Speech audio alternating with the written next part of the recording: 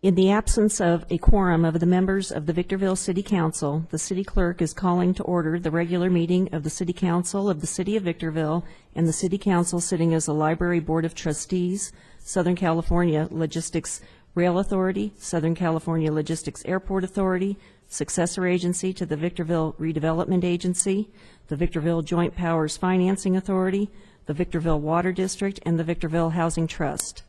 There has been one item scheduled for the 5 o'clock closed session meeting. It has been determined that there is no longer a need to discuss this item in closed session. Therefore, the 5 o'clock closed session meeting is being canceled. The City Council will proceed with a study session scheduled for 6 p.m., and that will be followed by the regular meeting at 7 p.m.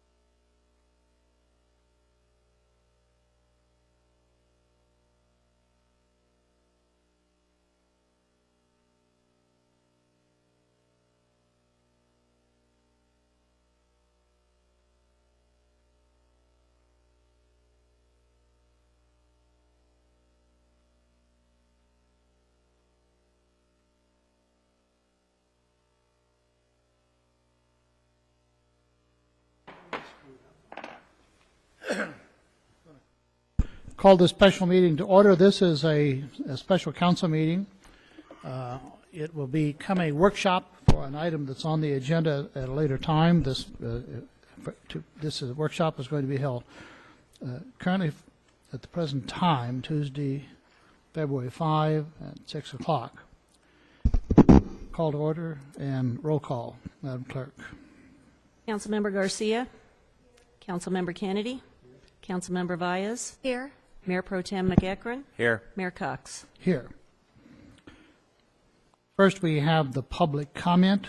I have no cards from anyone at this time. So I'm going to move on to the study session. This is an item that was on the regular council meeting. And I think although it was presented at the council meeting, probably with an intention that it would be approved without too much, without any controversy and probably a little discussion, several of the council members raised the question on, do we need this? Do we need it now? Is this a lot of money? Knowing that salary surveys can be completed by firms for substantially less. And there were enough questions that we pulled it off the agenda. I wanted to talk to the staff, particularly City Manager Doug Robertson, and he was prepared to give a much more in-depth explanation for the reasons, and I determined that in order for this council to conduct all of its business open with the public watching in a transparent way, we've scheduled this study session, and I'm going to ask, if there's no comments from the council at the present time, I would ask Doug Robertson, City Manager, to give a staff report, and then it would be open for questions from the council members. Thank you, Mayor Cox, and members of the council, members of the audience. As you are all aware, we have had a series of reorganizations within the city of Victorville that over the last 4 years have resulted in essentially a massive reorganization due to layoffs and demotions. We've lost a total of about 250 employees, about half of those through layoff, and then a significant portion that were demoted through no wrongdoing, simply as part of a reorganization to cut costs and consolidate duties. I will tell you that most of the higher level management people that had to endure that ultimately made a decision to leave the city and seek other employment. And we have had a number of other less experienced employees but capable employees step up and take on some of those duties. So as a result, a lot of jobs have combined, a lot of jobs have changed, and we need to review that in order to be fair to the employees as well as be fair to the public. Benefits were frozen back about 4 years ago now, and over the last 4 years, several of our neighboring and similar agencies have had benefit increases of certain types, such as to medical benefits to their employees, whereas our medical benefits have not increased in over 10 years now, including the 4 years that we essentially froze the benefits. But on the opposite side of things, things such as retirement contributions by employees, we froze our benefits, and that hasn't changed. Right now, the city pays 100% of retirement benefits. Many other employers in the area have started requiring their employees to begin to pay a portion of their retirement benefits. And in fact, state law changed, became effective January 1st, that within the next 5 years, the city has to implement a program that has the employees paying at least half of their share of the retirement benefits. That issue is finally beginning to be settled out a little bit in rulemaking at CalPERS, but it's still somewhat unclear as to what that ultimately will look like. But it is something that has to be addressed within the next 5 years. So looking at the fact that we had tremendous change, tremendous turnover, tremendous change in some of our employees' duties, we felt that since we have not done a full classification and compensation study, we wanted to do that in order to be fair to the employees and to members of the public who ultimately pay our salaries. So the intent is to try to essentially establish a new baseline for all employees and classifications. We did a request for request for qualifications and received, I think it was 6 responses. We had a small committee review all of those responses for the firm's abilities to perform the duties. Ultimately, the firm that's on the agenda tonight, Public Sector, was selected as the best firm in the opinion of the raters. And we, at that point, following our RFQ procedures, we then opened the cost portion of their proposal. The cost portion was in line with what we anticipated to be the cost. I do understand that a typical classification compensation study would be likely somewhat less than this, but this one is not typical. This one will study literally every position in the city. It will rewrite our job descriptions to the extent that that's needed. It will study literally every single benefit, including incorporating or assisting us with incorporating those changes in state law. It includes, and I'll just highlight a few of the sections that are in the agenda item tonight, a job analysis questionnaire for all employees. It'll include a desk audit or field observations for each and every classification throughout the city.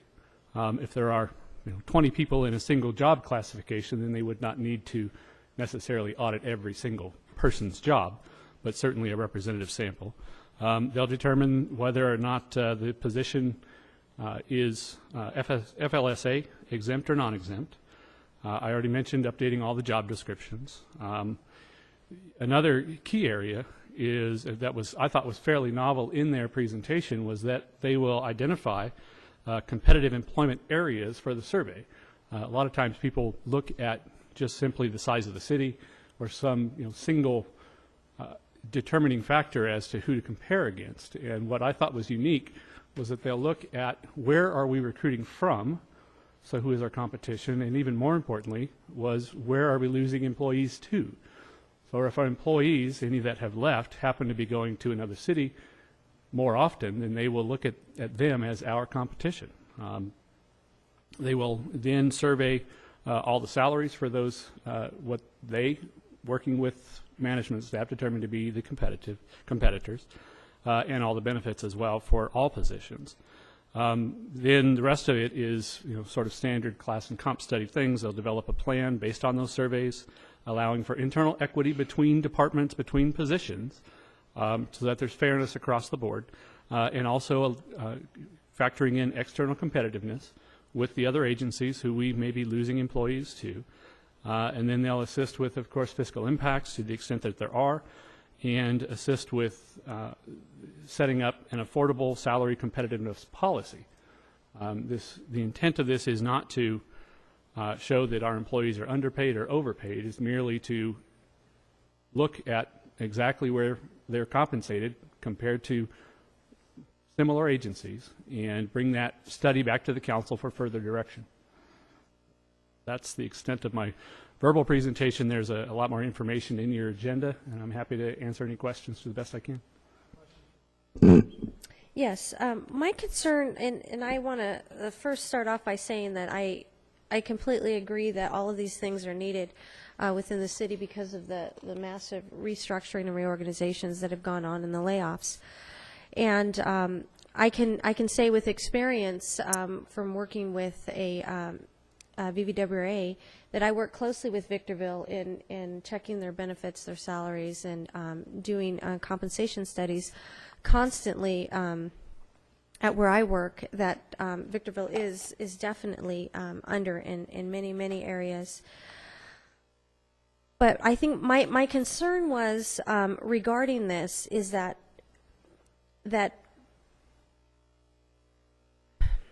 I think that this could be done in-house through the HR department. And I understand, that there's been massive restructuring and the recent resignation in that department. I guess my question would be, is there any plans to hire an HR director? There are no plans to hire an HR director. I will be coming forward, assuming budgets are looking okay, with another proposal for next fiscal year to look at recruiting again for the deputy city manager position, which actually effectively replaces the HR director, the IT director, and the finance director positions. That was one of the reorganizations. Unfortunately, we were unable to fill that position previously.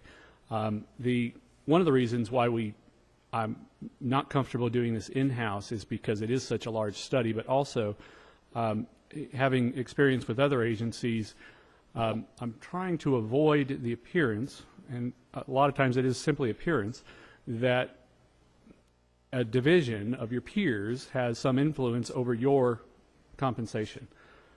So the actual committee, to the extent that there is one, that works with this consultant will actually be myself, the assistant city manager, and the department heads, with assistance from HR for informational purposes, but not direction from HR. Because when we get to the end of the survey, my experience in the city of San Bernardino was that some classifications were considered overpaid, and some were considered underpaid. And the ones that were considered overpaid took great umbrance with the department that was involved in the study and sort of blamed them for that work. And I'm trying to avoid the potential for any interdivisional squabbles, if you will, or any undue influence that HR may be believed to have. I also wanted to see if this study was going to cover, because I know that there was a lot of transferring and just putting people anywhere they could, and if there's going to be a study to show that their experience and their education is a fit for that position. To the extent that they change any job descriptions, certainly that would be a consideration as far as looking at the incumbent who is in that position. The job descriptions need to reflect what we need, and if the incumbent who's in the position either as a temporary assignment or even as a permanent assignment, if they don't meet those minimum qualifications at the end of this study, it's certainly something that we would need to address. Probably too early to try to make a determination as to what we might do, but certainly the intent is to make sure that this is a very clean sort of scientific study of what we need, not what we have. I would also like to just say that maybe you can consider hiring someone specific to HR. A city this large really needs that focus in human resources to really stay on top of things. And I know that in just asking for information from the city, that they, you know, simple things as, you know, job descriptions and stuff like that are non-existent, or they're not even, nobody can find them. I mean, just that department really, really needs some structure. And then one other concern that I have is that the firm that was selected, and I don't want to, you know, say anything negative, but I know that there were some questions on that firm from other agencies that have hired that firm. So, and I just wanted you to be aware of that and to know that ahead of time. And Victorville actually had a problem with that firm at one time because they felt that they didn't like the results that they received from another agency. So I just wanted to, I know a lot of things go on, and you know, there's a lot of things that are happening that you might not have remembered that. So I just wanted to bring that. But it definitely, it needs to be done. Yeah, it does. And I have checked some of the references that they provided. It was not, I'm assuming you're meaning they did some work, I know, for VWRA. That was not one of the references that they specifically cited. But I did independently talk with a couple of other city managers who have been involved with the firm, and they did give a positive response. I can also tell you, I know there was some question about the cost. It was, I'll say it was close between first and second. You can see from the score sheet numbers that it was fairly close. Because if I recall correctly, the RFQ called for the cost of the survey to be 10% of the determining factor. We did open the cost envelope for the second place firm to see how close it was, and they were actually nearly double the cost of what this firm had proposed. So I was actually very pleased with the cost, because I expected it to be more when you look at the depth of which they're going to study each position. They talk about having at least 100 job audits. That alone is going to be extremely time consuming for them. I think the fact that they've used, if you look at the list of cities and other agencies within California that they've used, I think a lot of their research is probably done at this point. It's a matter of identifying those cities, and much of the information they already have on file. So that probably allowed them to bid at a more competitive rate as a result. They're definitely a lot cheaper than most of the firms out there. I was surprised. I was pleasantly surprised when I saw the cost to be listed. Just a couple of questions, Doug. And probably not even qualified to ask some of these questions, although I am the HR director in my firm. We have 7 people. Haven't had any turnover in 10 years, so Must be we're doing probably something doing right. something right. But my question is, why are we doing this now? It has a lot to do with the change in state law as far as the exact timing.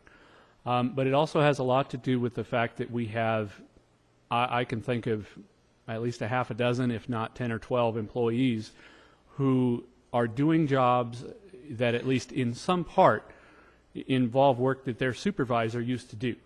And they are not at that level. And that has everything to do with the turnover that we experienced over the last 4 years. And I've indicated to several employees, you know, we don't make promises with regard to positions and titles and things, but I've made references to the fact that we are going to do this, and that rather than try to look at these 1 or 2 at a time, that would take forever. I wanted to bring in a firm that can fairly and objectively look at each and every position at the same time, so that I don't have to choose my limited, right now we have 4 full-time staff members in human resources. We used to have 9 or 10.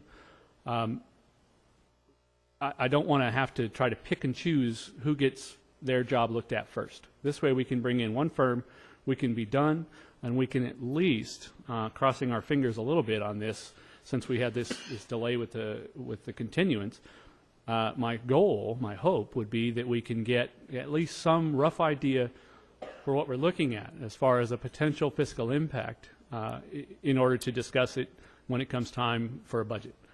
At this point, I think it's more hope than probability that we would be able to complete the study and get it implemented as part of the budget. But so long as we have a reasonable idea for what we're looking at, we can at least have a discussion about it when it comes time to talk about budgets in a couple of months. Why would we not just look at the positions where there's change and not bother with the ones that are just the same jobs they've always been? There wasn't any change, there wasn't any absorbing of other tasks. Why not just look at the ones where there might be an issue? I think that you're well over half of the positions in the city at that point, if you were to just look at those. I honestly do. I think I see Mr. Cox's head shaking. And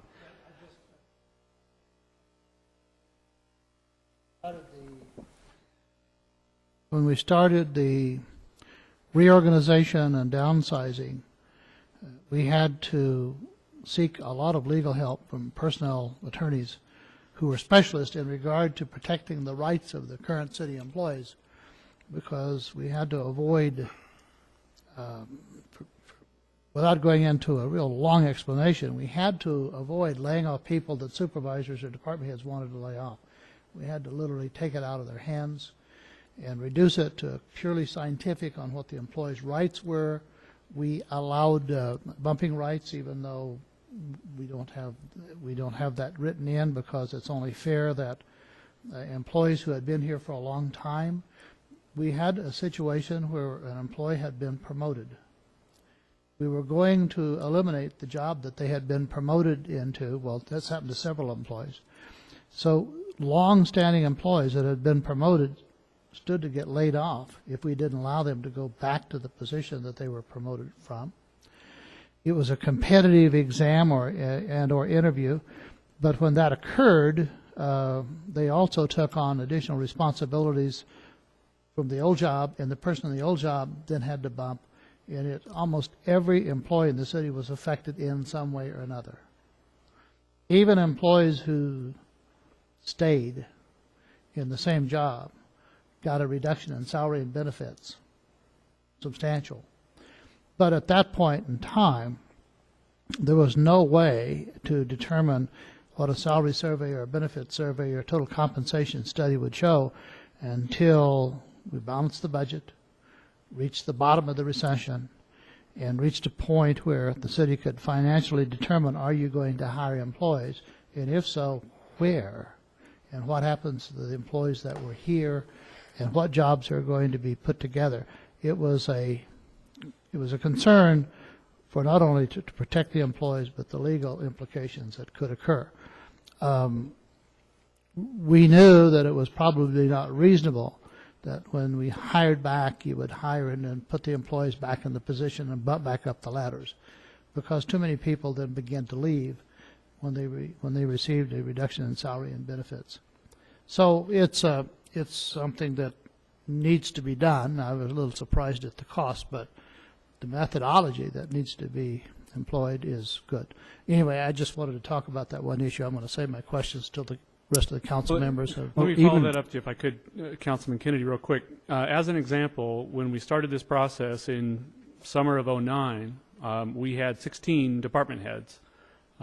7 of those positions were eliminated, and those 7 individuals took effectively about a 40% cut to pay and benefits and moved down to an assistant director level or somewhere near that. Of those 7, 6 of those individuals, I believe 6, just trying to think quickly here, have since left the city. Similarly, most of those positions, if they moved from a director level to an assistant director level, there was already a person in that position as an assistant director. Those individuals also bumped down to a management level position in order to make room for their former director. So just the amount of turmoil that we have endured, we really need a reset on our entire classification study or system. We're going to spend $30,000 on compensation and benefits portion of this, and I'm wondering if they were to come back and say everybody's 10% underpaid, I don't expect you're going to come to the council and ask for 10% pay increases, because we don't have a budget that'll do that. So what is the point of knowing that everybody's 10% underpaid?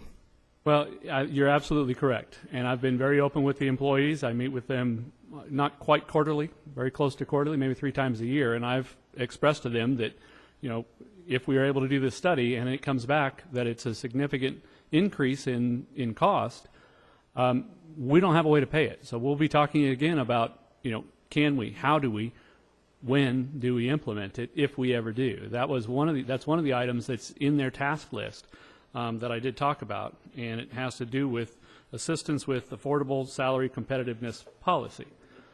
Just because the salaries, if they're deemed non-competitive, doesn't mean that this council has to automatically, nor would I recommend that they simply automatically go up. It would be a very open, honest discussion. I'm sure we'll have lots of employees in the room, but there is no requirement that you pay them at whatever level this study shows. Absolutely not. Do you believe that there are imbalances, or that people's compensation in relation to other positions or similar positions are somehow out of balance, and that this survey might tell us that those need to be adjusted with perhaps no overall increase? There's a potential for that. Being completely open about it, I think there are employees, some of them believe that they are underpaid. I think that they likely haven't kept attuned to some pay reductions in other agencies. There have been some of that. There has been some of that. So to say that I think there's imbalances from agency to agency, I'm not sure. I would not be at all surprised if it came back that many of our employees are underpaid. I'm honestly not. I would not be surprised by that. I think that on the whole, our employees, or our classification structure ties together well enough that from employees from department to department generally are paid the same. Any time that you do a study like this, there always seems to be a couple of outliers, positions that you weren't expecting them to have such a tremendous difference in the salary. And those are difficult to predict. A lot of times it's in information technology, because those fields tend to progress more quickly than others. But I hope that the council understands, and the public and the employees understand, that this is not an attempt to raise salaries. It's not an attempt to reduce salaries. It's not an attempt to increase or decrease benefits. And it's an attempt to kind of reset our entire salaries and benefits so that we are competitive, fair to the employees, and fair to the public who pays our salaries. If we conclude that we're not competitive, and therefore someone could conclude that we're not fair to employees, but we're not able to do anything more, and it's 2 years down the road before we can seriously address, or 3 or whatever, increases, are we going to have to do this again? We could potentially have to do it again, but it would be a much, much, much smaller survey, much easier If to I do. might. I envisioned that the salary survey, or the salary benefit survey, would be the last thing to do, that the consultants would do. First, they have to interview the employees, determine the work. Isn't that all? Yeah, that's absolutely correct. So that is what I agree that needs to be done. Now, the survey would then follow up after you do the work, but the survey would be the last thing you accomplish. But If it was the first thing you did, it would be worthless, in my opinion. But under the scenario Councilmember Kennedy mentioned, if it comes back and we are non-competitive in the council wants to do something, but we simply can't right now, it could conceivably, depending on budgets, be delayed for several years, just because there simply isn't the means to do anything. At that point in time, conceivably, you may have to resurvey. But a lot of this, for me at least, I think our benefits need some adjusting. Something such as the amount of vacation time that our employees receive, I think, is more generous than other agencies. I think that our compensation towards benefits is less generous than other agencies. And I don't want to adjust for something responding to the state requirement to adjust for PERS without looking at each and every benefit. I just think it's unfair to the employees to do that. Questions? I just want to say that I do share Councilman Kennedy's concerns. I do know that it's important to get the structure correct, and I think that we need to really take into account, and what's going to mean a lot to me, because I can tell you right now, this survey is going to come back with massive increases. And like Councilman Kennedy says, we don't have the money for that. But maybe we can have a plan to get there one day, little by little. And that's where we're going forward with that. But what's going to make a lot of difference to me when I have to make that decision is if we get value out of this survey. And to me, the value is to ensure that there are recommendations in this survey to be made that ensure that the people that are in these departments have the experience and the education to hold those titles. Understood? So just keep that in mind. Doug, just to be clear, this is not just the city. It includes Southern California Logistics Airport, the Water District, Yes. all the various entities that we're over. Is that correct? That's correct. Okay. And then just to go to your point that you brought up earlier about how certain positions in IT might see higher salaries just due to their technical expertise, I would hope that we get out of this that same sort of information with respect to, people that work at the airport versus people that work here at City Hall. I can't imagine that someone who's in charge of making sure that a 747 lands safely on our runway is the same as someone that's working here in a technical position. But I'm also concerned about a previous statement you made about how people across the organization in various different departments, if they serve in the same level, they're paid the same. That doesn't make any sense to me. I know in the private sector we don't practice that. If I have someone in my commercial lines department, they're getting paid more than someone in my personal lines department because they require a greater amount of technical expertise than someone in personal lines. So I just know that, from the perspective of job description, technical expertise, educational requirements, alluding to what Councilmember Valles said, all those things have to go into that person's job description, what's required of them to be there, and ultimately what they get paid for their job. Right. And unless their jobs are effectively identical, they wouldn't necessarily be paid the same. You can benchmark, in fact, it's very common to benchmark positions against each other, even though they're not paid the same. It would be, this position is benchmarked against this one plus 5% or plus 10%, something like that, so that the overall structure makes sense and is fair across departments. Yes. Would you consider then possibly just looking into vacation and benefits for the employees instead of the overall review? If that's the council's direction, I think if we're going to do any study, my recommendation would be to study it all because I think that's the most fair. But that if the council wants to limit the study, we can certainly do that. Since we're not in a position to increase salaries, I would say, if we can adjust the vacation and the benefits, maybe that would be a start. Yeah, That can be, you know, My preference would be to make that decision when we have the information.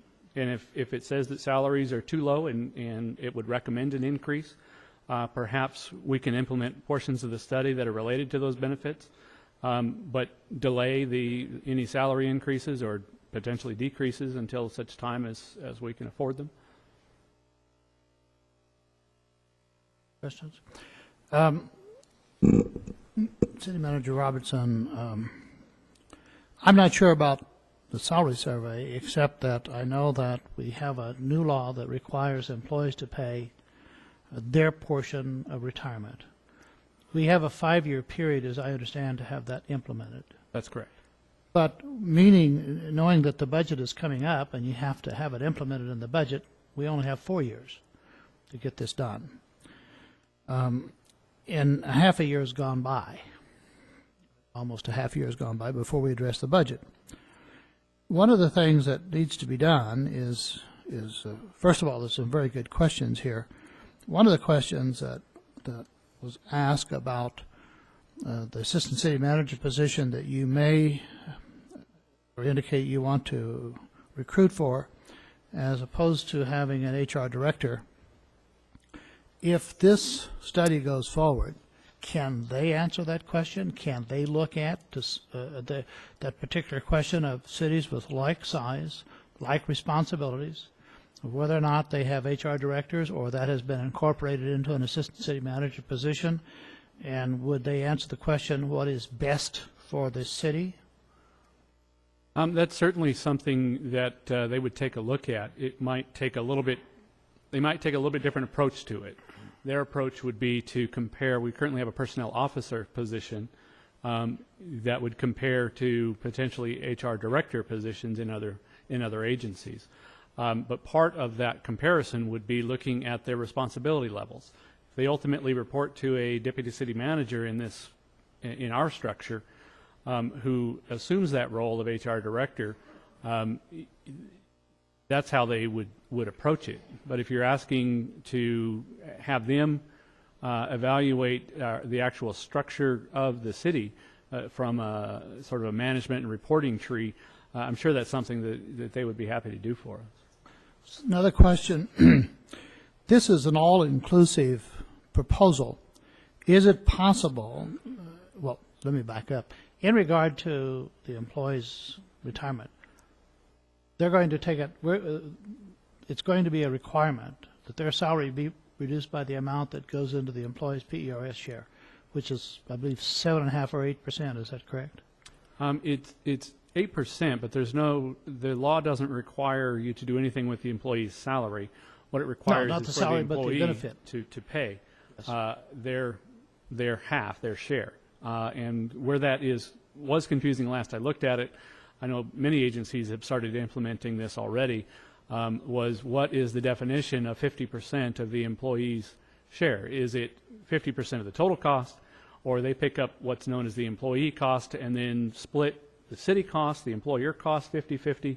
And I don't know, maybe Councilmember Valles has looked at this more closely, but I don't know that has a final determination through the rulemaking in PERS. And my final question, before I interrupted myself, this is an all-inclusive proposal.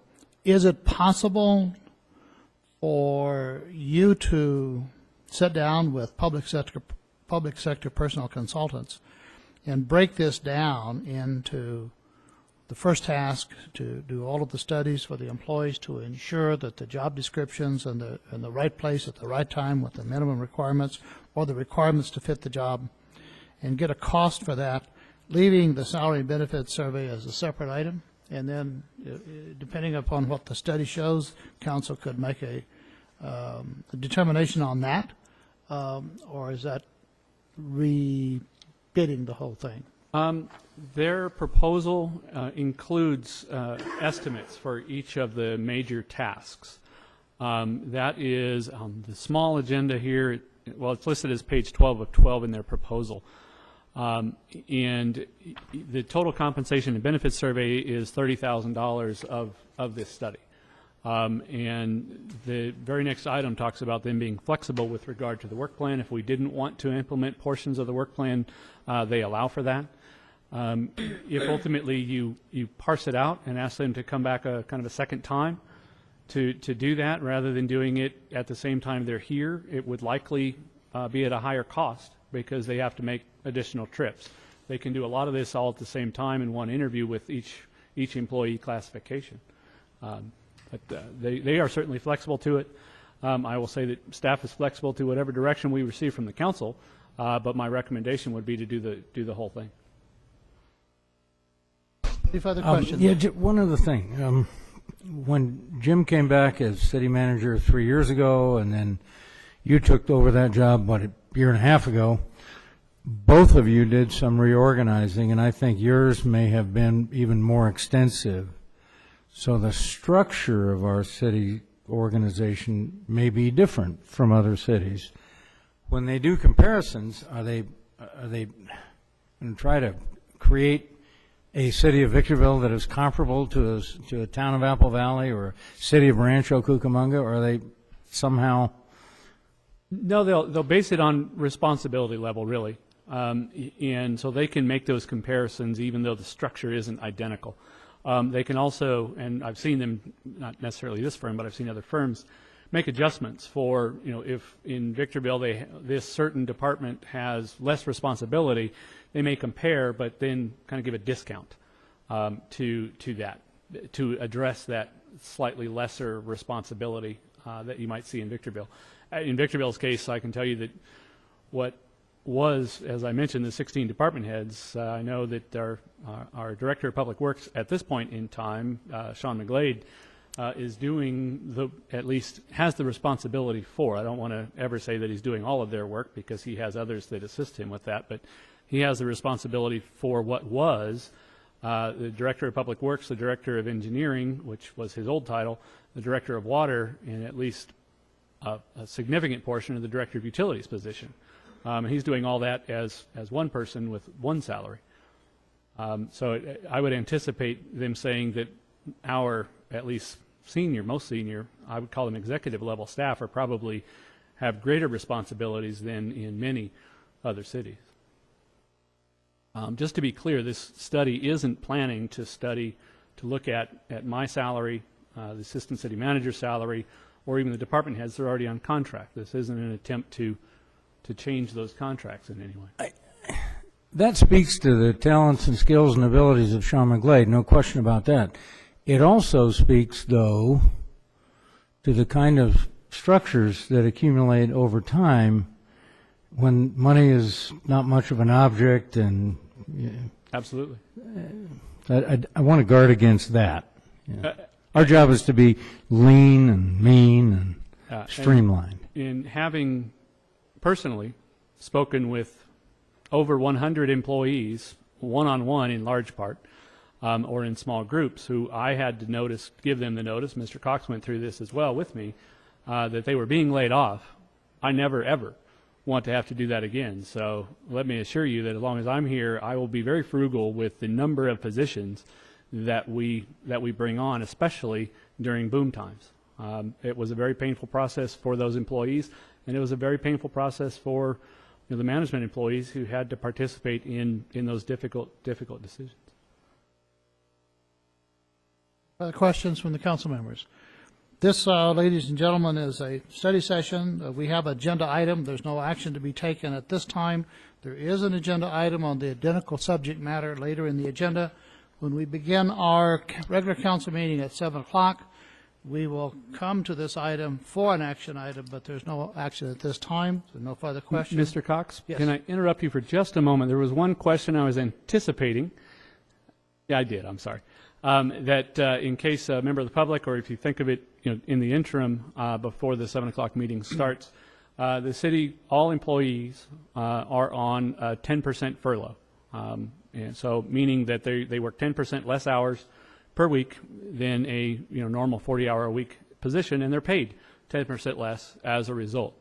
This survey very clearly will factor that in, so that you won't end up with salaries being 10% lower in Victorville as a result of the furlough. Those furlough hours will be factored into the total compensation, so that you are going to get a comparison of apples to apples. They're not going to take our 36-hour salary and compare it to a 40-hour salary. Just in case that comes up. Sorry for interrupting, Mr. Mayor. There's no further action. We'll adjourn the special meeting at this time. Thank you very much.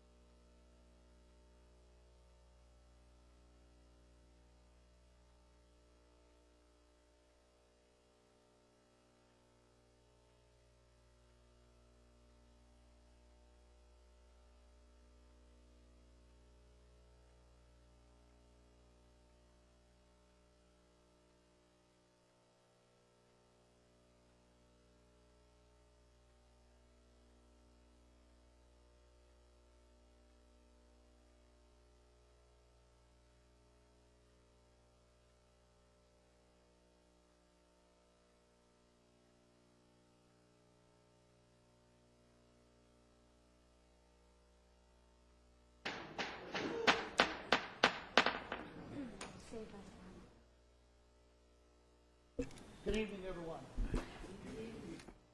I'm going to call this meeting to order for the regular council meeting at 7 p.m. on February 5. And I would ask that, hang on just a second. Reverend Karen, you come forward for the invocation, please.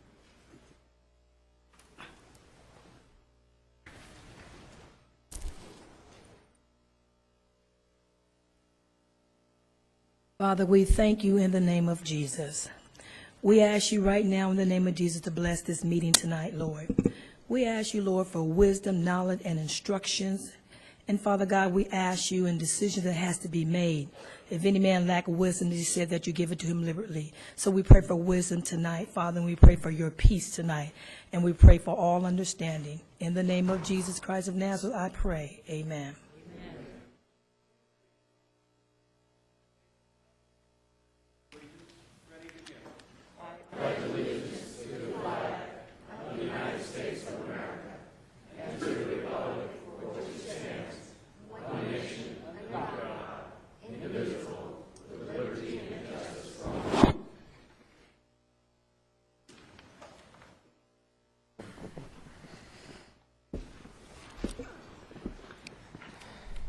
We need another roll call, Madam Clerk, or not? Councilmember Garcia, Here. Councilmember Kennedy. Here. Councilmember Valles, Here. Mayor Pro Tem McEachron, Here. Mayor Cox. Here. Normally, we have a closed session, and then the city attorney will announce the actions of the closed session. That closed session was canceled. And so, do we have any revisions to the agenda, Madam Clerk? There are no revisions to the agenda tonight. At this time, we have public comments, and you're invited at this time at the public comment to speak on items. If you have an item on the agenda that you're going to speak on, you have the right to speak now and on the item, but we would request, since almost anyone who speaks on both says the same thing, and you would be on record, to hold those comments until that agenda item comes up. At the present time, at this time, is the public comment period, and I have 3 cards. I take them in the order that they were handed. If there's any additional individuals who want to speak, you need to fill out a card that you can get from the city clerk. If this is it, we will proceed, and the first individual is Mr. Jerry Laws.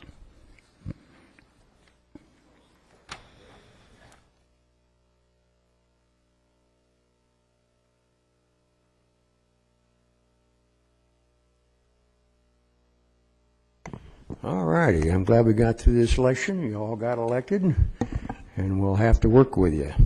We have no choice, do we? All right. I'm Jerry Laws, and I want to say, and I will get paperwork for all of you, individual ones. I'm only going to give you certain parts of this militia. The U.S. Code, Title 10, Section 311, is a militia. It's the paper I'll give you will be the legal and aspects of the militia. The militia was started in 1792, and I think in May that year it was passed at the second time they met in Congress. I want to read this part real quick like. Also, while we're looking up the paperwork here, Indio County is using their gold mine and silver mines to pay their county bills. We own Calico. Calico was given to us by Walter Knott in 1966, if I remember right. And I used to walk Walter Knott and Mrs. Knott around on their birthday once in a while back in the 50s and 60s when I belonged to Ghost Patrol, when he gave us a building down there for our hysterical cavalry unit, which we participated in the Battle of Picacho Pass 50 years ago. Anyway, we own the mine. Don't mess with the ghost town. That's a historical monument. It was the number one mine in the 1880s, before the silver price of silver went down and it wasn't worth it anymore. Silver's high enough. They use them in our cell phones and everything else. Silver's high enough. There's no reason why we can't use, and I've already talked to our new supervisor, and I also talked last year over the TV thing we have up here to talk to the one county down there on supervisors on the silver mine. There's borax mixed in with the silver. It's all there. If we own the silver mine and any gold mines around there, we should process them and use that money to pay county bills, because that's what the county does first, since it was given to the county, and then pay some of the city bills, maybe most of them. In my personal opinion, they should give a little bag of silver to every individual person only of San Bernardino County. All right, comment here. Where we go here? I understand how these definitions have arisen. One must first understand that the framers of the U.S. Constitution had in mind for the new republic they had created. They allowed for a standing national army, but insisted that it be kept small. And although it might be the first force to be called out and the only force to be sent abroad, the primary defense of the country was to the duty of the ordinary citizen, who would be kept in state of a militia readiness at all times, while leading their normal lives, who would be called up to repel invasion, suppression, resurrection, arrest, or execution of the laws 10 for a limited seconds. period. Pardon me? 10 seconds.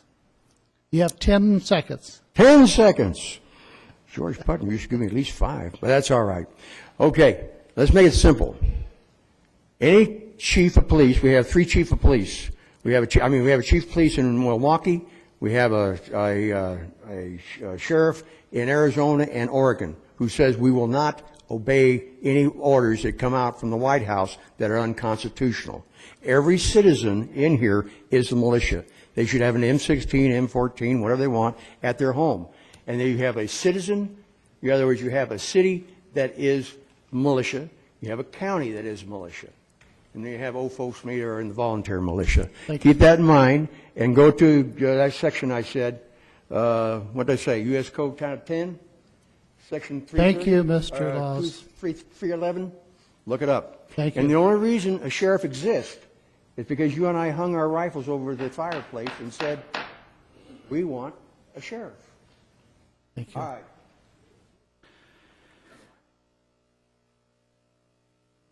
Next card that I have is Mr. Charlie Glasper. Okay, thank you, Mr. Glasper. The next card that I have is Kathy Lee.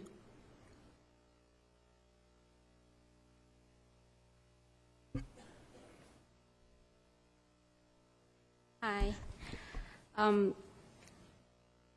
I am an investor here in Victorville, and recently I purchased about 4 properties and for rental.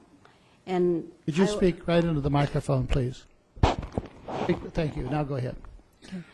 And so far already I have 2 problems with the City of Victorville water and sanitation outstanding bills where my tenants don't pay, and as an owner or landlord, it all comes to me to pay it all. So if I want to rent it again, which I feel really ridiculous because recently one of my property just flooded without saying anything. And then so I came to here city on January 14th, and that was the day that water was shut off. And I came to find out what's going on with the water bill, and I was able to get a copy of the current bill. And for 5 billing cycle, they have not been paid. Tenant never paid for 5 months. And City of Victorville Water and Sanitation didn't do anything. And I asked the clerk, why didn't you shut off the water? Well, let the landlord know what's going on with it. And she says, they have some system problem for shutting off. And they're sorry, and there's nothing they can do. And so I talked to the supervisor, I believe, her name is Yulima, and she says the same thing, and she's just sorry, but there's nothing they can do. And I just gonna have to, it was kind of threatening. You know, if you don't pay, then you're just not gonna have water for your next tenant. I don't understand how the system works this way, because this has happened already second time to me. And first time I just ignored it, you know, passed by. And since this is the second time, first time was I had to pay like over $600 water bill, just because I'm the owner. And this time, there's an outstanding bill of $399.81. Is there any the city could do about it? The city council has this time set aside for individuals to address any item, but since it's not agendized, the Brown Act prohibits us from having a discussion. We are restrained to discuss those items that have been agendized. I will ask Mr. Doug Robinson to have the department head contact you. They can make a determination if it can be handled by staff or if it's agendized, but we cannot answer your questions or have a discussion on that at this time. Okay, just for your information, and I'm not the only investor. I have many friends. I'm originally from Orange County, and I have many friends from Orange County invested a lot of properties here, and they're all having same problem, and they live in Orange County. So I'm the only one who came here to express myself on behalf of myself and also on behalf of my friends who's having same problems. And also, when I spoke to the clerk told me that they're having so many problems with that. So all these tenants here in Victorville, it seems like they are intentionally not paying so many months of the bill because they don't have to pay. And the city of Victorville, they just waive the fee and just go after the landlord to pay for it.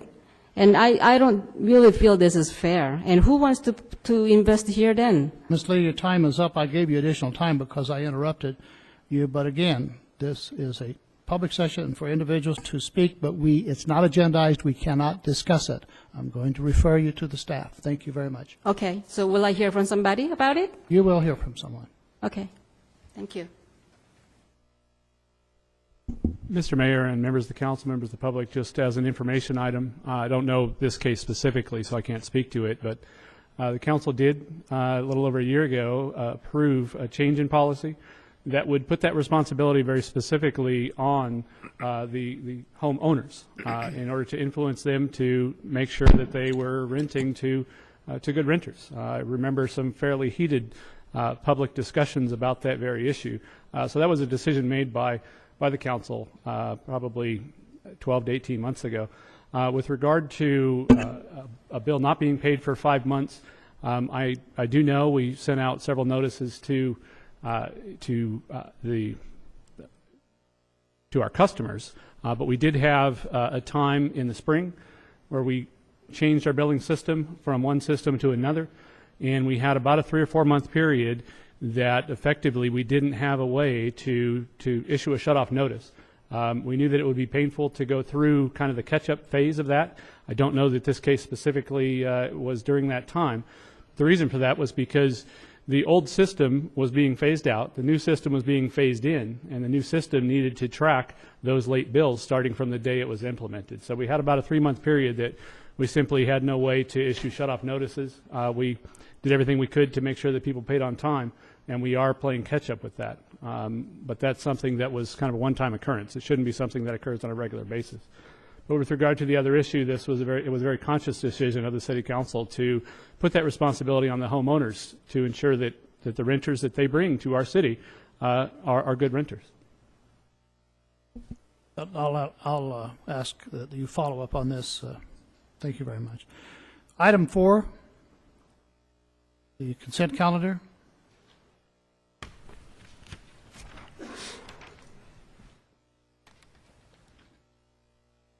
Motion by Councilmember Kennedy, second by Mayor Pro Tem McEachron.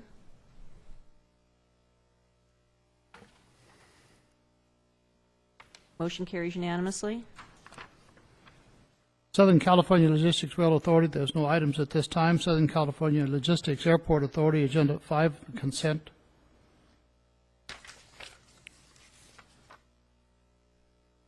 Motion by Mayor Pro Tem McEachron, second by Councilmember Kennedy. Motion carries unanimously. Item 6, written communications, request to approve Amendment 4 to the security service contract for SCLA, increasing the contract amount from $97,680 to an amount not to exceed $129,362.48. Just a question, Mr. Mayor. Question? This is a extension through January 31 of 2013. So if I'm understanding it correctly, it's expired. That's We're my just understanding. doing it after the fact, ratifying what was done. That's my understanding. Is that correct? That is my understanding as well. If you'd like a staff presentation, Sophie Escobar can come down. She's the Economic Development Administrator. Well, I don't need an explanation. Am I right about that? That's correct. It ended on the 31st of January, Okay. and the new security company started on January 15th, so this covers that overlap period. We need to ratify that. Yes. So why did we, why is it late? That period, why are we doing this after the fact? We had gone through an RFP process over the last couple of months, and we were just able to get the new company approved on the council agenda for the one meeting held in January due to the holidays. That's when we realized, and we asked for an overlap at that time, but we realized that the other contracts still needed an additional 30 days, and so we brought it back at the next available meeting.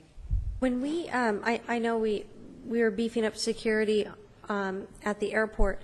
Is that going to cover all of the squatters that are there? We had actually increased, under the old company and under the old contract, we had increased patrols on, the squatters are usually on the off-airport properties, the old base housing and the old buildings. There was a significant cost associated with that. In fact, that's part of the reason there's a little, we ran out of funds and are asking for an additional appropriation. We did that back in the summer months. It was becoming too costly, and instead of paying for manpower, we actually went with a company that has a unique way of boarding up the properties with metal grates, and that has actually, and it's a lot less expensive than actually paying for extra security patrol. So we went with the less expensive alternative and reduced that extra security patrol. The main focus of the new company is the restricted area, the on-airport property, patrolling the assets that are protected and covered, under the FAA. Yeah. Sophie, don't go away. I've got a question on number 7, so just Okay. save yourself the walk. Motion by Councilmember Vyas, second by Councilmember Kennedy. Motion carries unanimously. Next item, item 7, successor agency to the RDA, request to authorize the execution of the Economic Development Administrator of a substitution of trustee and deed of break conveyance regarding the following loan, Watts Automotive Group. And Mr. Kennedy had a question. Do we need to pull that? It's a consent calendar. I just have a simple question. Is it just a change of title from the former RDA to the successor agency?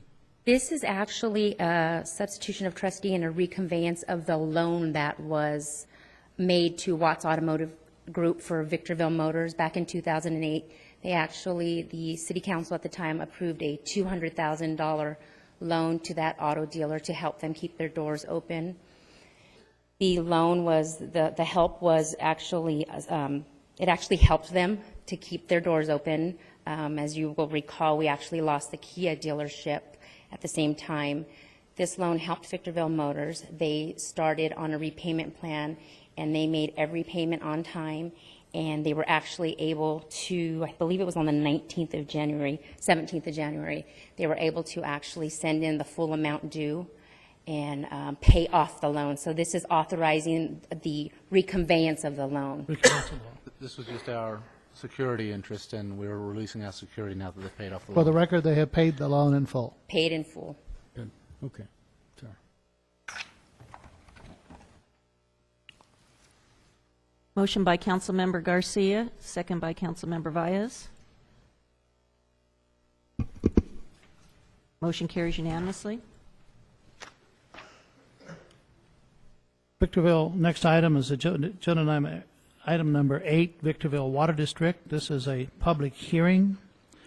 Public hearing called to hear arguments for and against changes to the Victorville Municipal Code, Chapter 10.04.040, subsections T and 1, by introducing and waiving the further reading of proposed ordinance number VWD-006 entitled. And Madam Clerk, does that have to be read at this time or not? The ordinance? That would be read at the close of the public hearing. Thank you. If no comments from the council, is there any staff presentation? Okay, I'll open the public hearing on item number 8. I have no cards from anyone to speak on that item. I don't see anyone coming to the podium. If there's no one to speak on item 8, I will close the public hearing. Questions of staff? Ready for a motion. An ordinance of the Board of Directors of the Victorville Water District amending Title 10 of the Victorville Municipal Code, 1, adding Section 10.04.040D6, providing for commercial landscape irrigation connections, and 2, revising Section 10.04.040T1 to allow will serve letters to be approved by the authorized administrator of the district.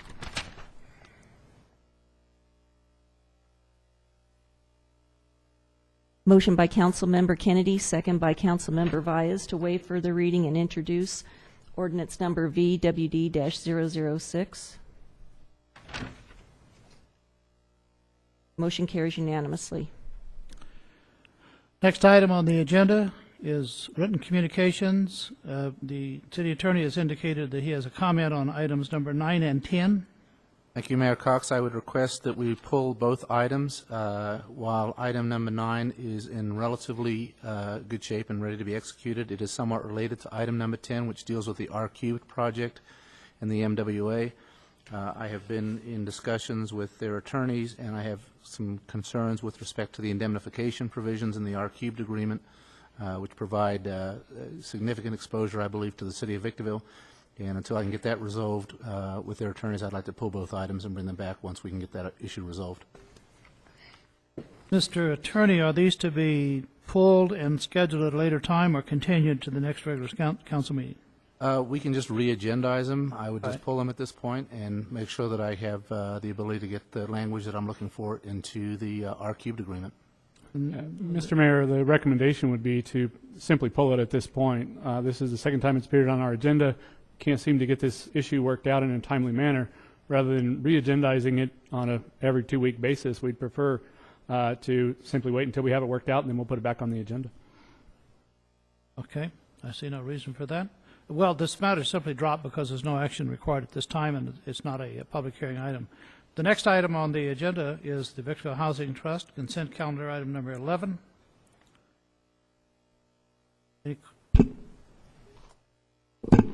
Motion by Mayor Pro Tem McEachron, second by Councilmember Kennedy. Tim? Mayor, I'd like to pull C and D. Pull C and, did you say D? D. D, C and D. There's a motion and a second. With the motion, since there's a request by a council member to pull those two items and handle them separate, the motion then would continue, it can be withdrawn, or they can continue with the understanding that the motion would only affect A, B, and E. Maker of the motion and the second agree to that? I agree.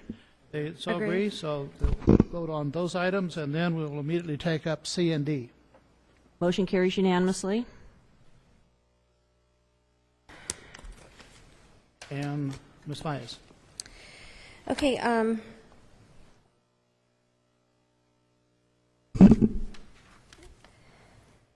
C.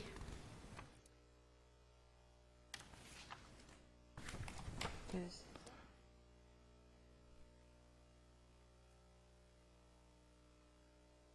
These individuals were given a loan, and then they want us to, they were supposed to pay it back, and they short-sailed it, is my understanding, and then they want us to forgive their loan?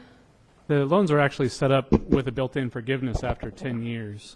For item D, I can answer pretty easily that that's what's occurring, is after 10 years of residence in the home, the loan is forgiven, and that's item D. Item C is slightly more complicated because of an issue with the redevelopment, changes in redevelopment law, so I'll ask Sophie Escobar to come up and explain that one for me.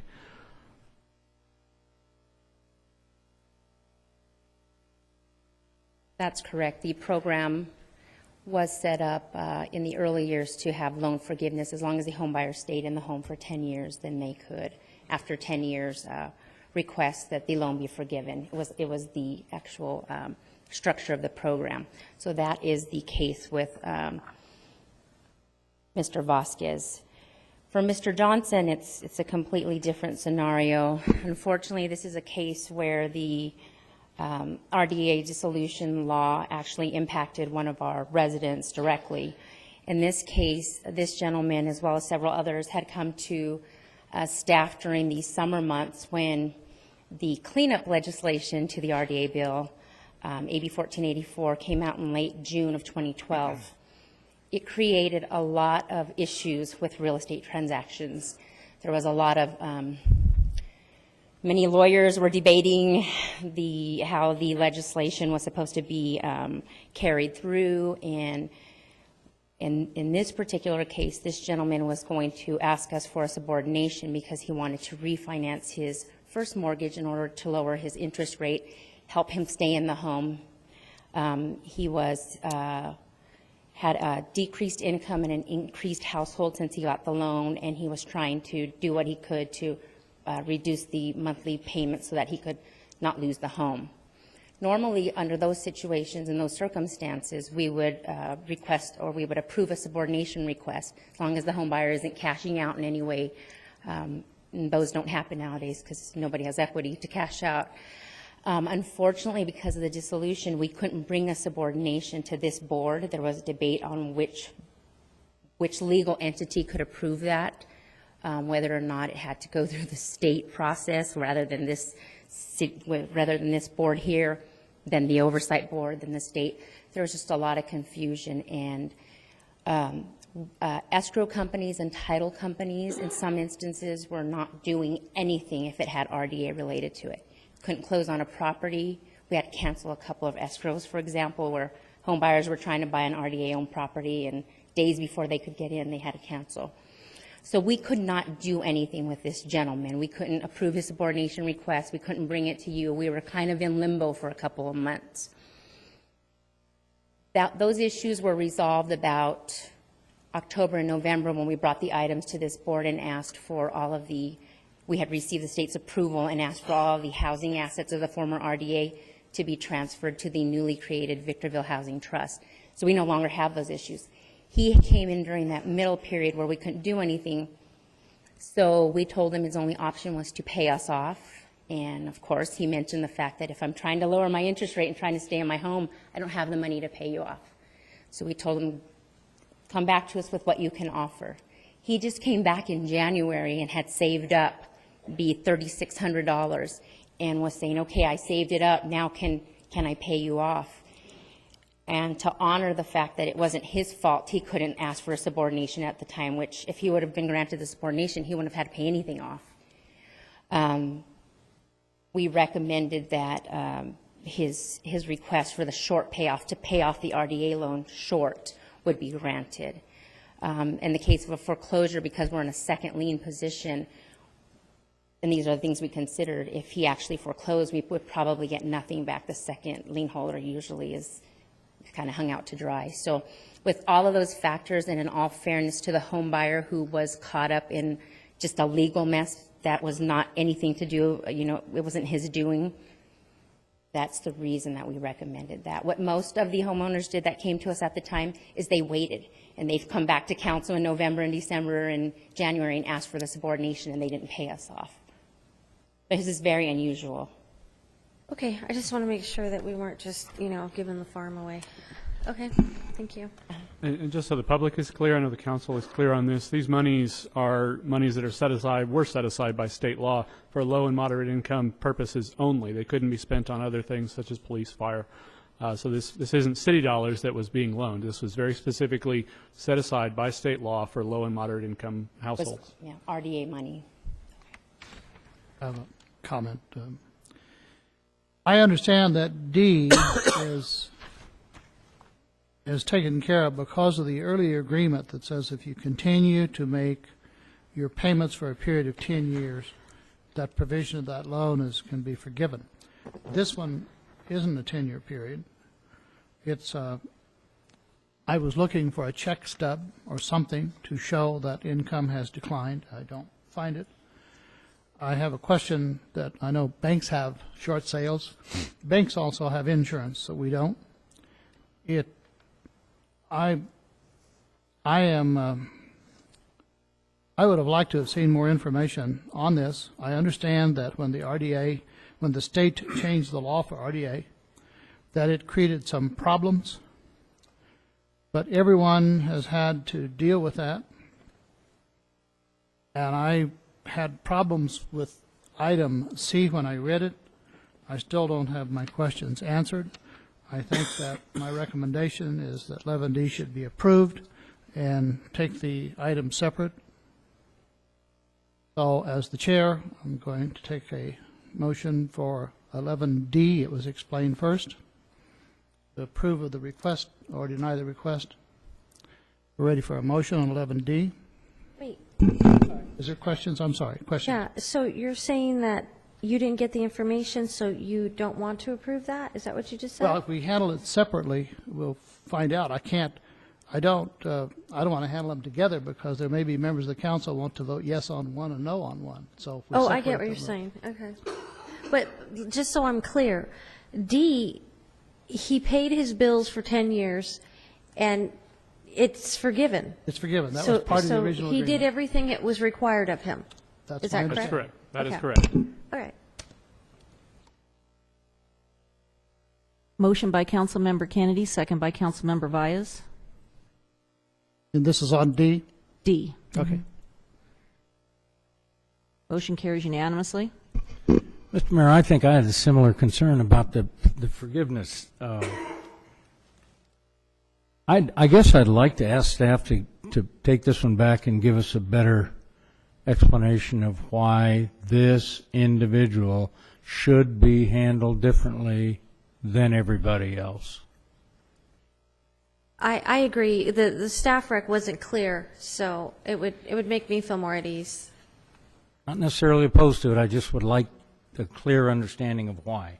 I would agree. I'd like it clarified, and I'll also request that since the city is forgiving a debt that's duly owed them, I want to make sure that this does not constitute a gift of public funds. It certainly does not. These are programs that when they were put into place with low and moderate income housing funds that most cities in California operated what were called silent second mortgage programs. The city had an obligation to ensure that you had so many houses reserved for low and moderate income households. You had a fund, which was the Redevelopment Low and Moderate Income Fund, to help ensure this. It was a way to expand low and moderate income housing funds and to ensure occupancy of residences by low and moderate income housing funds for a certain period of time to meet with the state law requirements, and the 10-year requirement was what the state law required.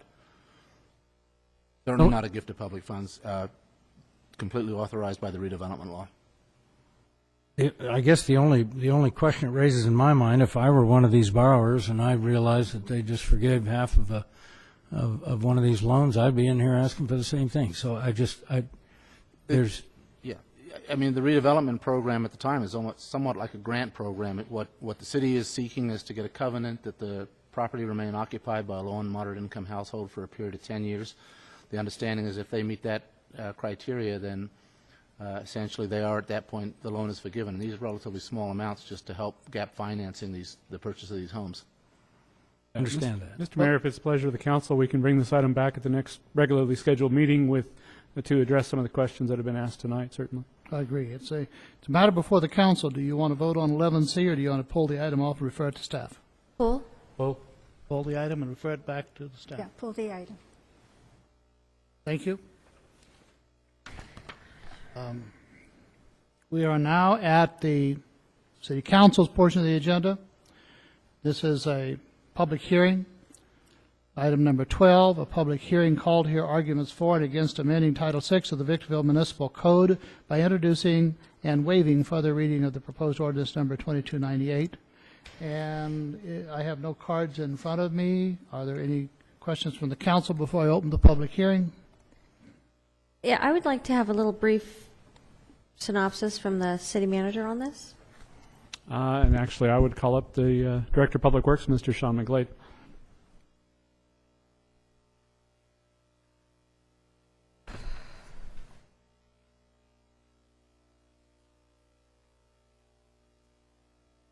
Mr. Mayor, members of the council. My only question really is this, are we asking to increase rates?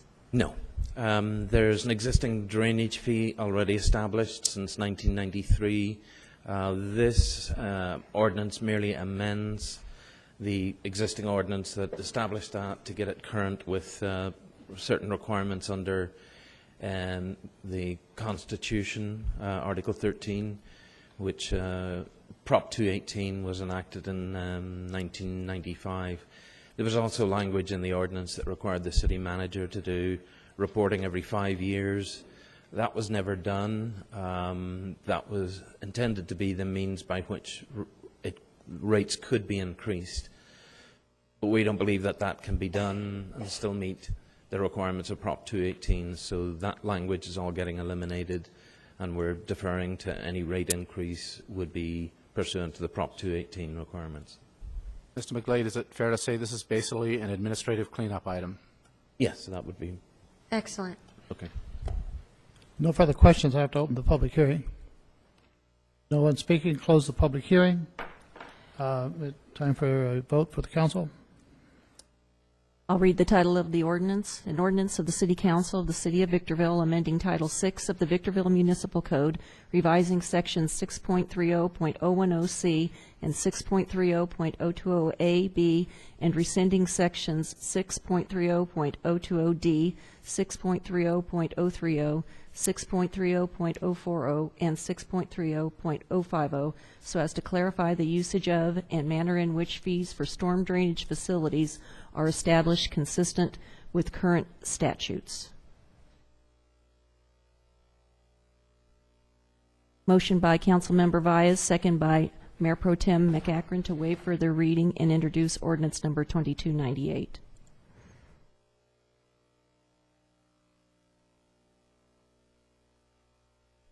Councilmember Vyas, thank you. Motion carries unanimously. Item 13, consent calendar. I'd like to pull G. Request by Councilmember Vyas to pull G. Any other request from council members? That was B? G. I had made a request to the city manager earlier. I've gone through the commercial demand schedule. I think that there needs to be some explanations, particularly as it relates to the cost that we are incurring legal fees as it relates to the SEC. And I don't need that now, but I would hope that this would be prepared and submitted to this council as soon as reasonably possible, so that not only the council members, and particularly us two new council members and the general public, know the tens and hundreds of thousands of dollars we're spending on this item. It's, I think the public needs to know about that. Okay. Mr. Mayor, I can speak to that, at least for this, this agenda. On the agenda is an item regarding payment to our city attorney's firm in the amount of $116,000. Of that amount, $38,587.50 is related to the SEC matter. $18,680.50 is related to La Mesa Nisqually interchange. Certainly, La Mesa Nisqually interchange is in large part being wrapped up very, very soon with regard to any settlements still remaining to be negotiated. So that would be closing out very soon.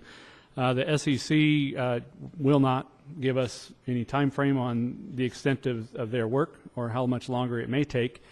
At risk of inviting a jinx, not that I believe in them, I can share that it certainly feels, and maybe it's just desire, but it certainly feels like they're getting close to wrapping up, but they won't say that, and we don't actually have any way of knowing. So that $38,000, unfortunately, is an awful lot of document review and also representing the city before the investigators at the SEC. Thank you. Okay, this is a consent item with only one item that has been pulled, which is item G. So a motion to approve consent calendar, omitting item G. Motion by Councilmember Kennedy, second by Councilmember Valles.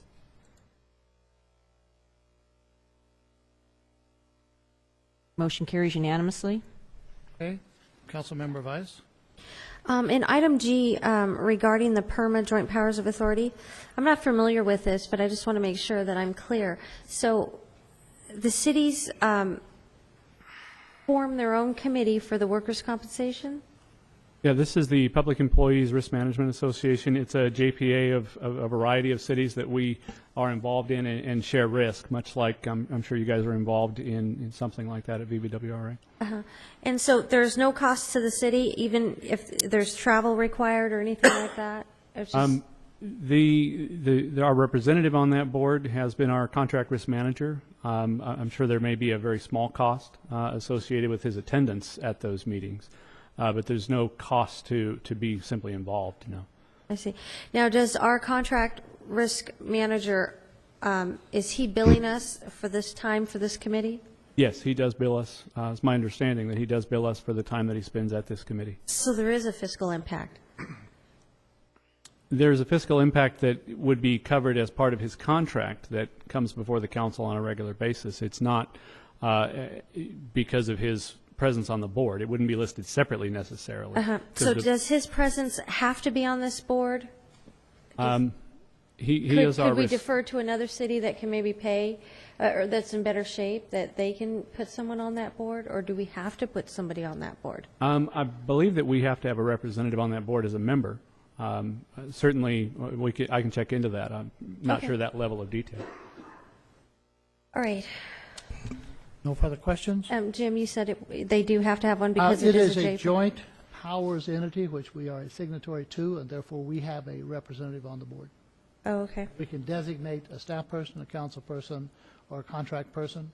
I haven't looked at that, but when we were naming individuals to boards, I don't recall that being on the list. PERMA board, Madam City Clerk? I don't believe that was, no, because of it not being one of the council members representing the city on the Okay, board. because it wasn't appointed by one of the council members, it's a city action. Look at that and see if we needed action from the city on that. Do that. Or maybe the possible next meeting. Okay, the chair's open for a motion for item G.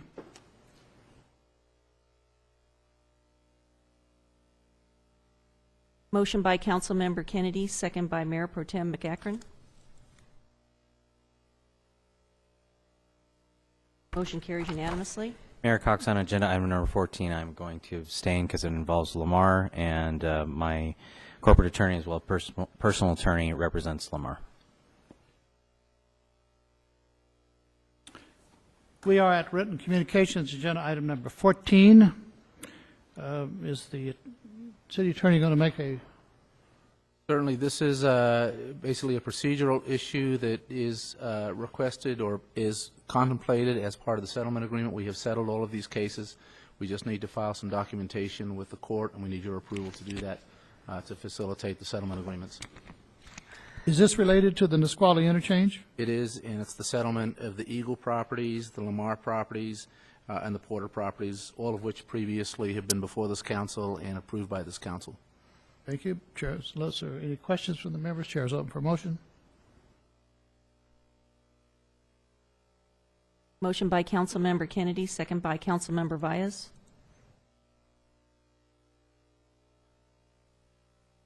Motion carries with Mayor Pro Tem McEachron absent. Staff member, you want to, at the door. Item 15, request to approve the standard contract with San Bernardino County Flood Control District for the Drainage Master Plan. Any questions of staff? With no questions, Chair is open for a motion. Motion by Councilmember Vyas, second by Mayor Pro Tem McEachron.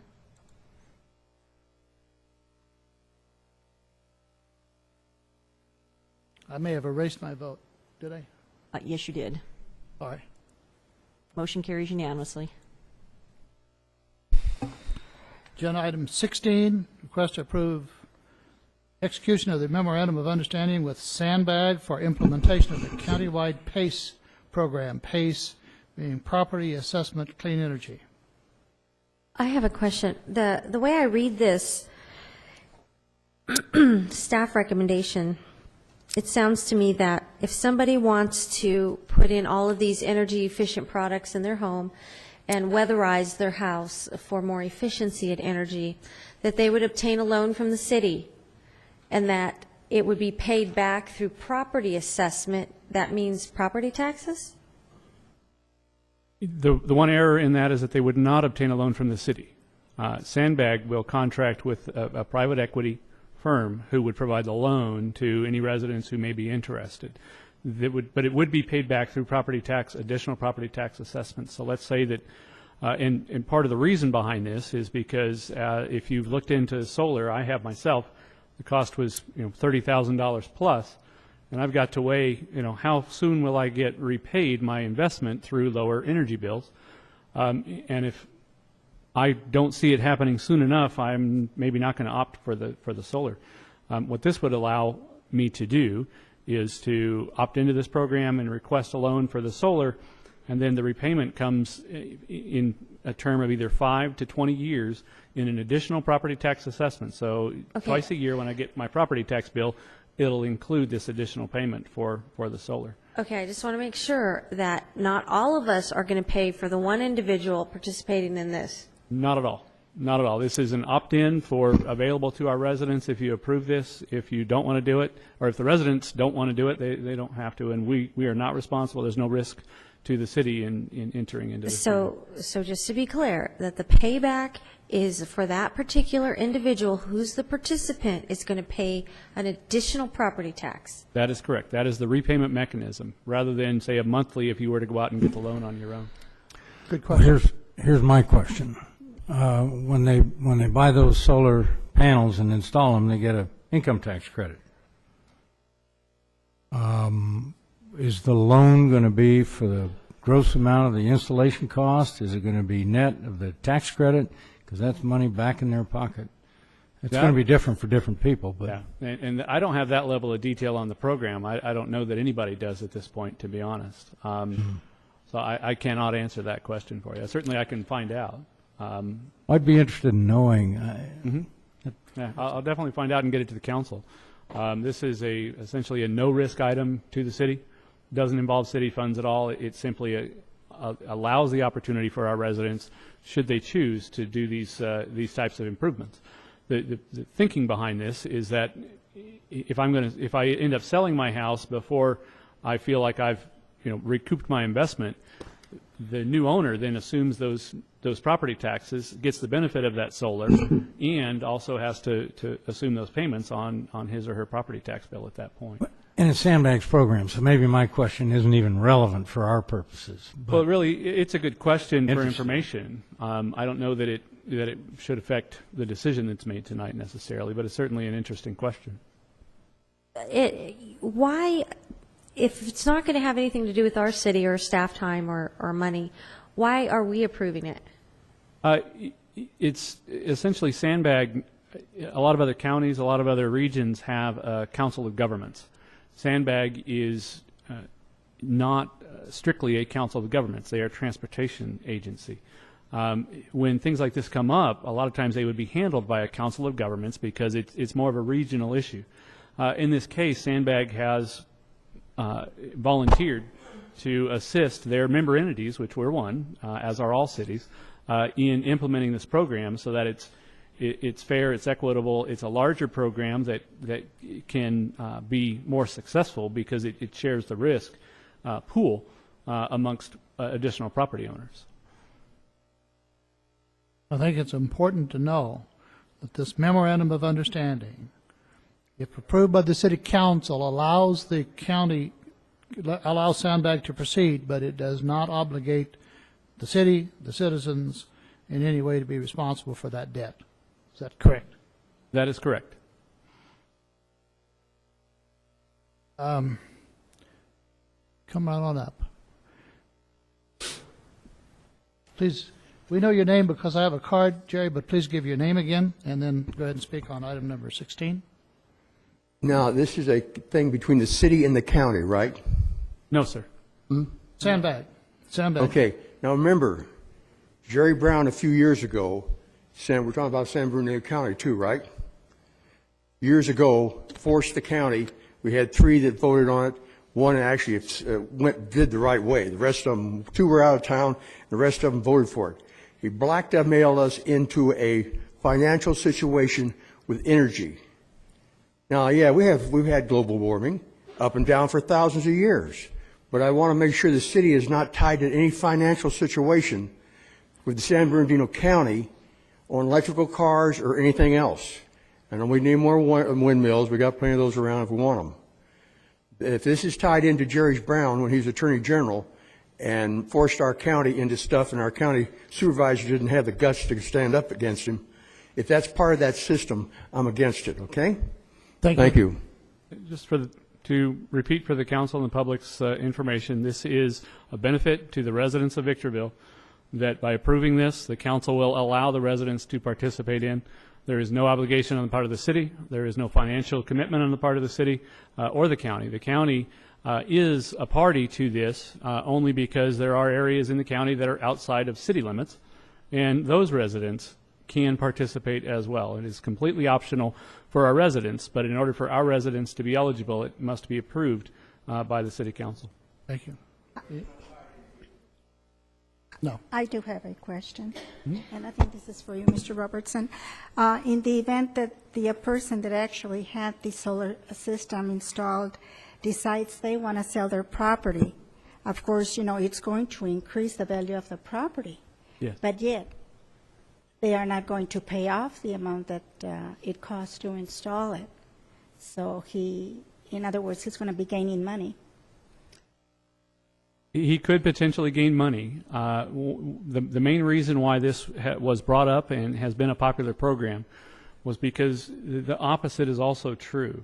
If you were to invest in a solar facility, you then, and you needed to sell your property for whatever reason, say you got transferred, had to move, whatever, you then have to attempt to recoup your investment in the cost of the house that you sell. And what this does is it transfers both the savings of the power, your power savings, so the amount that your electricity bill has gone down, and also the responsibility to continue the payments to the new owner. Right, but what I'm saying is you sell the home for more money because it has this solar system, but you are not obligated to pay back the full amount that's still owed on it. So the new owner is the one that's going to be responsible to pay it off. Yes, that is even correct. though he's buying the house for more money. That is correct, and it would be the new owner's obligation to research that home and look at those 2 inches, 3 inches of paperwork to see that he's got a property tax assessment that is paying for that solar on into the future. This would normally be an arm's length transaction between seller and buyer. And of course, when you go through any kind of a title insurance or trust or anything, it's going to come out. So the buyer unless they didn't go through a title company or didn't have title insurance, a buyer would always know that there is, in a sense, a lien on the property for that amount. No further questions? Chair is open for a motion.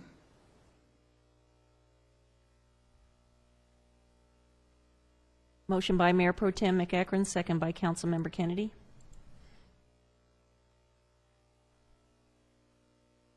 Motion carries unanimously. Written communications, item 17. Presentation of a request to approve a professional consultant services agreement for classification of compensation study services, project number JM13-027. This was the item that the City Council held the workshop on.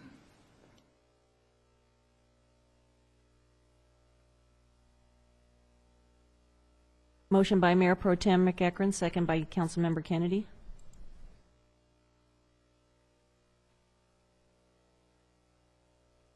Motion carries unanimously.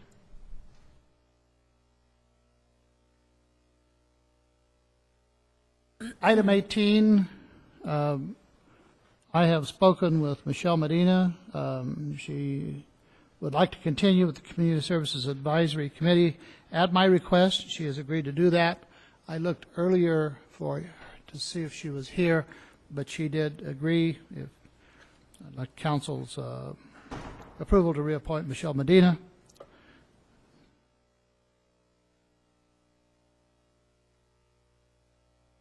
Motion by Councilmember Kennedy, second by Councilmember Valles. Motion carries unanimously.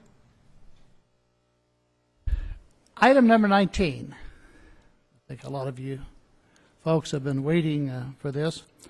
This matter was, I believe, isn't this your item? Yeah, it was brought to the City Council's attention by Councilmember Valles. Is brought actually by another individual back. No, it was election actually time. at my request. It was at your request. Mayor, I'm yeah. sorry. Okay. And this is placed on the council agenda as a written communication item. However, we know there's a lot of individuals that would want to speak on this. And I know that we have council members who have comments, but we will take the comments first.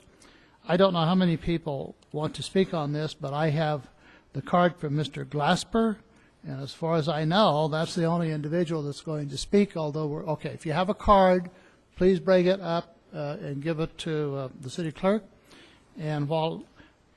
And do quietly, we appreciate it. We appreciate your input. We appreciate your participation. I'd ask Mr. Glasper to go ahead and come forward, since that was the first card I received.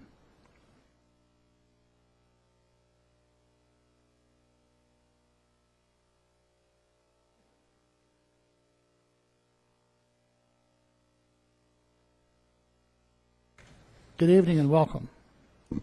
Good evening, Honorable Mayor, council members, city manager, and staff. I come before you to appeal to you to act favorably upon this request, number 19, to honor this great civil rights leader. It reminds me of something that was said by a former council member and mayor of this city, Terry Caldwell, when he gave a speech one time talking about the city of Victorville. So Victorville was a symbolism of a diamond. It was shining. It's the shining city in the Victor Valley. And I appeal to you tonight to act upon that status that he laid upon the city of Victorville, to be the first at this Victor Valley to honor this great civil rights leader.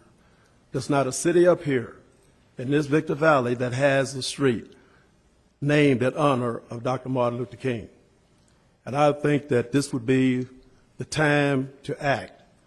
He always said in some of his speeches, his time is now. Now is the time to act.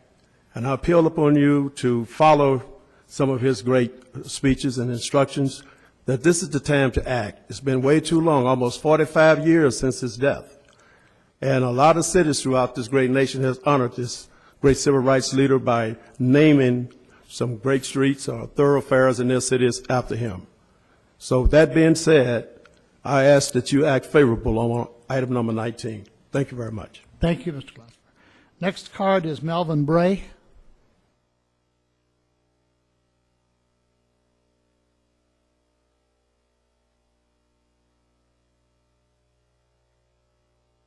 afternoon, Mr. Mayor. I'm speaking on the kids' behalf. You know, it's supposed to be a diversity community, and these kids want to see something change in the community. So that'll be a great change for the community and the kids, you know. Thank you for your comments. Abdullah Talib.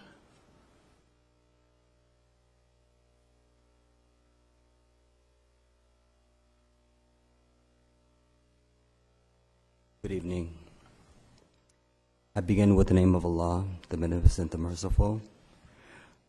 This is my first time attending a city council meeting anywhere. I moved here to the Victor Valley back in 2003, excuse me, from Maryland, and I've lived all over the country. I'm also a small business owner here in the Victor Valley. I own a retail clothing store out in Old Adelanto. I reside in Hesperia. I've been active in some politics, most recently with the first election of President Barack Obama. I was a precinct captain. Why I wanted to speak on this motion this evening is because one of the great lessons that I learned about the Victor Valley in my work as a precinct captain for Barack Obama's campaign is and it's mirrored here tonight, that none of my people are represented on the city council. And oftentimes when it comes around for election season and I see the various lawn signs out, I don't know anything about any of you. So I also say it's nice to meet and see all of you this evening. But why I think you should do this motion is because, as one of the other gentlemen said before me, is that there's no thoroughfares or streets named for Dr. King. But in addition to that, I think that it would go a long way to show an adversity in the high desert where there can be a perception of a lack of diversity. I think it's a small request to ask, but I think the impact and the effect could be greater than the asking. So I think that even if you are not able to connect to it on a personal level, given all of your cultural backgrounds, that you have the sympathy and the understanding to reach deeper. I think it's also a moral issue. Dr. King, quoting Dante, said in one of his speeches that the hottest places in hell are reserved for those who in a time of moral crisis maintain their neutrality. What he was saying in that is that when you have the opportunity to do what is right, you should do what's right. And in fact, in one of his quotes, he said, you should do what is right just because it's right. The time is always right to do what's right. So I won't take up any more of your time, but I thank you for indulging me. And I think that you could feel some sense of responsibility for something great having been done here in the high desert by voting yes on this motion. Thank you. Thank you for your comments. I have two additional cards now. LaShonda Baker. Mr. Mayor, can I make we don't have a motion to be acted on tonight. I just want everybody to understand that. Yeah, okay.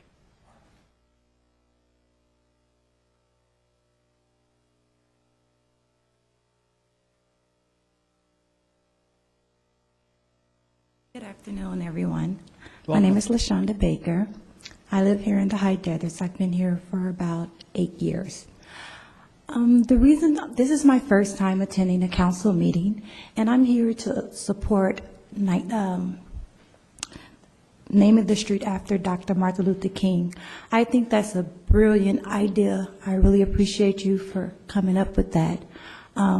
It just really means a lot to us because of our children. They need to know more about it, and once they start seeing it, you know, that'll make them ask more questions, you know.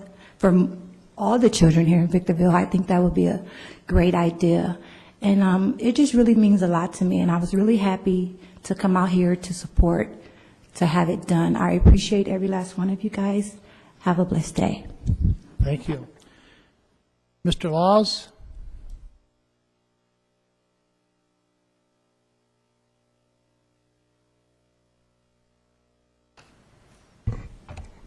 For many years, I was against Martin Luther King Jr. because of the affiliation of some of the communist members on the march. But over the years, I've learned to respect and love the man.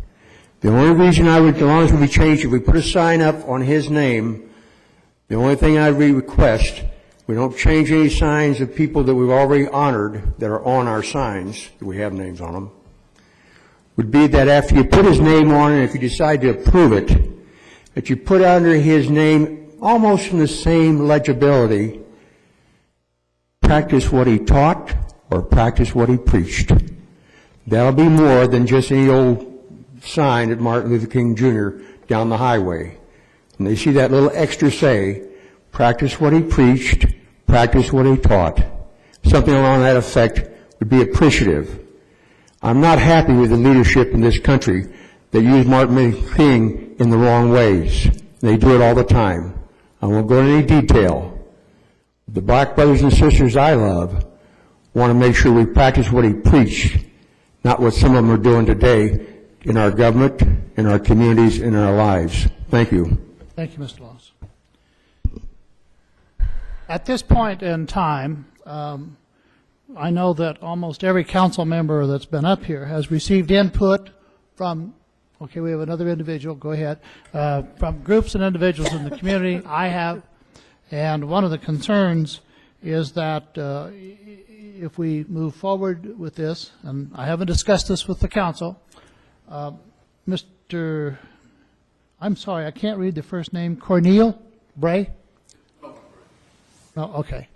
That as soon as we close this, as the last speaker, we're going to refer this to the city manager to discuss or to enlighten us a little bit on some of the problems that have been brought to our attention by current business people, not opposed to it, but really concerned of what their costs might be to change, how do they do it, who's affected by it. So immediately after the last speaker, and I think you're the individual that's the last one.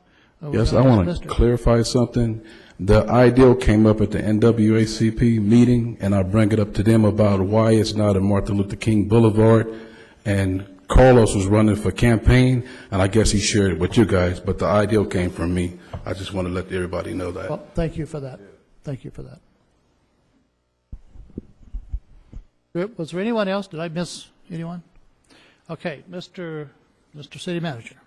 Mr. Mayor, members of the council, when this first came up before the council back in, I think it was November, but I'm not entirely sure, Councilmember Rothschild brought up a good point, and that has to do with changing the name of a street.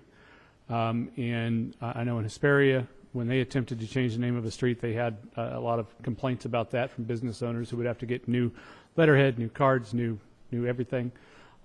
So in the event the council directs staff to work on a policy, to work on adding Dr. Martin Luther King Jr. as the name of a street, certainly staff would request that we find a way to avoid that situation to where people aren't negatively impacted, because we don't want that to be the effect. The council currently, I have not been able to find any policy regarding the naming of streets. We have done a little bit of research on this regarding the potential for naming the interchange. And Mayor Pro Tem McEachern, I don't know if you want to talk to that or if you want me to. I'm fine either way.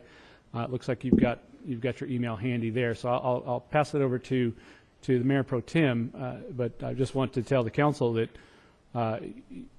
typically in something like this, you would direct staff to research this item and come back with a recommendation. Should the council choose to support this request, that's exactly what we will do. We've got a lot of other cities that have got either naming policies or already have named a street after Dr. King. And we could very easily, within a matter of weeks, bring back a very comprehensive policy based on whatever direction you give us tonight. Mr. Mayor and members of the council, there are two options that I believe that are feasible before us. the practicality of renaming Hesperia Road to Martin Luther King Jr. Boulevard is impractical at best because of how it would affect the business community. But we could look to our master street plan and streets that have not been built out and look to name a main thoroughfare in the future after him. But rather, I know it has been brought up to me by members of the community that we look to name the interchange in his honor. And this body can direct staff to look into that possibility, but I did check with Sandbag today on that possibility, and it actually requires state legislation that has to be signed by the governor. We as a body can't actually authorize that. So part of what I would ask in a motion is to ask staff to look at either or of those possibilities, and if it's feasible, to ask our assemblyman or state senator to introduce legislation that I would hope would enjoy the support of everyone here in the audience, to ultimately get through both houses up in our state legislature and ultimately to the governor's desk to be signed. Then what you could potentially see is the interchange named in remembrance of Dr. Martin Luther King Jr., and those signs would actually go up on I-15 freeway on either side, both southbound and northbound. That to me seems more feasible and more immediately plausible.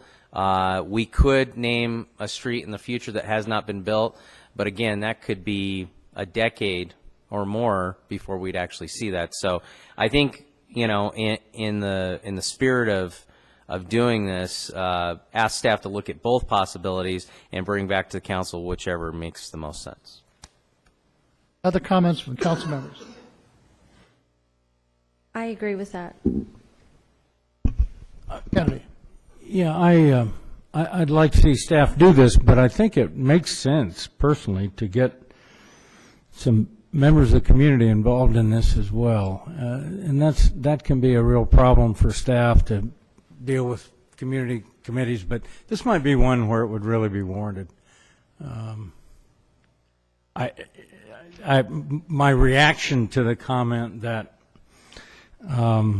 because there is not a black council member, my people are not represented, I want to say that every black person, along with every white person, every Asian person, every Hispanic person, every American Indian in this community is represented by me. I can promise that. I would always commit to that. So I don't think that's so much the issue. But I believe the community ought to get involved in this process, because once you start down this path, think of this, it doesn't just involve Dr. King. There may be others, and I think the city needs to develop policy about how to approach this. I think that's important. But I graduated from high school in 1963. Anybody remember 1963? I'm a child of that era. A lot of us are. He's one of the most memorable people in my lifetime. So, believe me, I think we need to take this seriously, and I hope we can come to a good resolution on this. But I'd like to see the community involved. Thank you, Councilman. I know that Mr. Glasper can share with you that this is a diverse community. We've worked with the black community for a long time. We have great working relationships. For those who don't know, Mr. Jim Busby was elected to this council 3 times, served as mayor twice. And so I think that in itself may not prove diversity, but I think I think that the history of this city, we're a very diverse community. We know that every one of you are sincere. We don't want to take an action that's going to look like this is put off. We don't want to take an action that looks like we're dragging our feet. But one of the members in your audience talked to me before the meeting and said, please, can this be referred back so that we can have greater input from our community? His church hasn't discussed it. The African American Chamber has not discussed it. What we want is input from the broadest group of people that we can have input. This is a very important item. We're going to take this extremely important. And one of the difficult things to do when we talk about now is the requirement for the interchange, because it takes the state's permission to do it. On the other hand, unless you wait for a new street in the future, it's the least intrusive to homeowners and business people because there is no address on the interchange. But you do get the most visibility because of the freeway signage and the name on the interchange itself. I know that each and every council member is taking this seriously. I know we want to move forward very rapidly. I know I've been requested to meet with some individuals in the community to talk about this, and I believe that listening to the council, they're all serious. I heard no negative comments that's opposed to this, but we need input from the staff, and we need to see if we can shorten the time up in case we do go for an interchange. And as one of the members here pointed out, this will not be the last. There are other members who deserve having some kind of naming, and we need to get a policy very quickly on this from the staff. And rather than refer it to the staff and forget it, I would like to refer this to the staff based upon all the comments, the input from the audience, with a fairly rapid feedback, even if it's an informal feedback without the decision, so that this doesn't lag. Is that acceptable to the council? If so, I don't think this requires a motion. It's clearly the council is interested. It's clearly the city council wants to cooperate. Clearly the city council needs your input and your organizations, and staff will begin work on this immediately. Any other comments from the council members? Thank you very, very much for your input. And also don't forget that if you have additional input or recommendations, call us, email us, send a letter. We're here to serve everyone, and we do so because we understand that role, and we do want your input. So thank you very much, those individuals who spoke, and for those individuals who came down for the first time to watch the proceedings. Item 20. This is an item that's placed on the agenda. I believe this one is yours, isn't it, Councilmember Elias? On the Victorville Library. It's not an action, but it's a discussion. The city of Victorville's library was a part of the Free County Library System. Some time ago, staff will have to enlighten me, they chose to withdraw. We currently have a Victorville library, although we work in cooperation with the County of San Bernardino. And I don't know exactly why this was raised, but I had raised the question, why does Apple Valley and Hesperia and Phelan and Pinion Hills have a new library and we don't? On the other hand, let me say that I have been to the library, I have used the library, and we have a wonderful bunch of individuals. I don't want them to get offended by this discussion. They really go above and beyond to satisfy all the clients that come in there, and I personally want to thank them. Comments from the council? Well, I was hoping to hear what our options were and Okay. about the lighting. Sure. Let me give a little bit of a history lesson in response to Mr. Cox's comment/question. I want to say it was probably about 2005, 2006 timeframe. The volunteers at the library had contacted several council members inquiring about increasing the level of service, putting money into the library, both from a physical standpoint and also from a service standpoint. Ultimately, the council discussed it, and in 2007 voted to take over the library from the county. The thought process at the time was that the council wanted to infuse about $200,000 a year into the library, and because of trust issues between the county and the city that have been around for years, they did not want to give money directly to the county.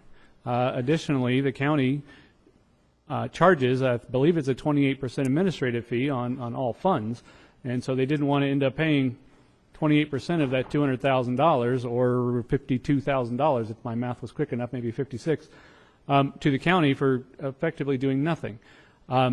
So the direction from the council was to pursue taking over the library and forming the library district.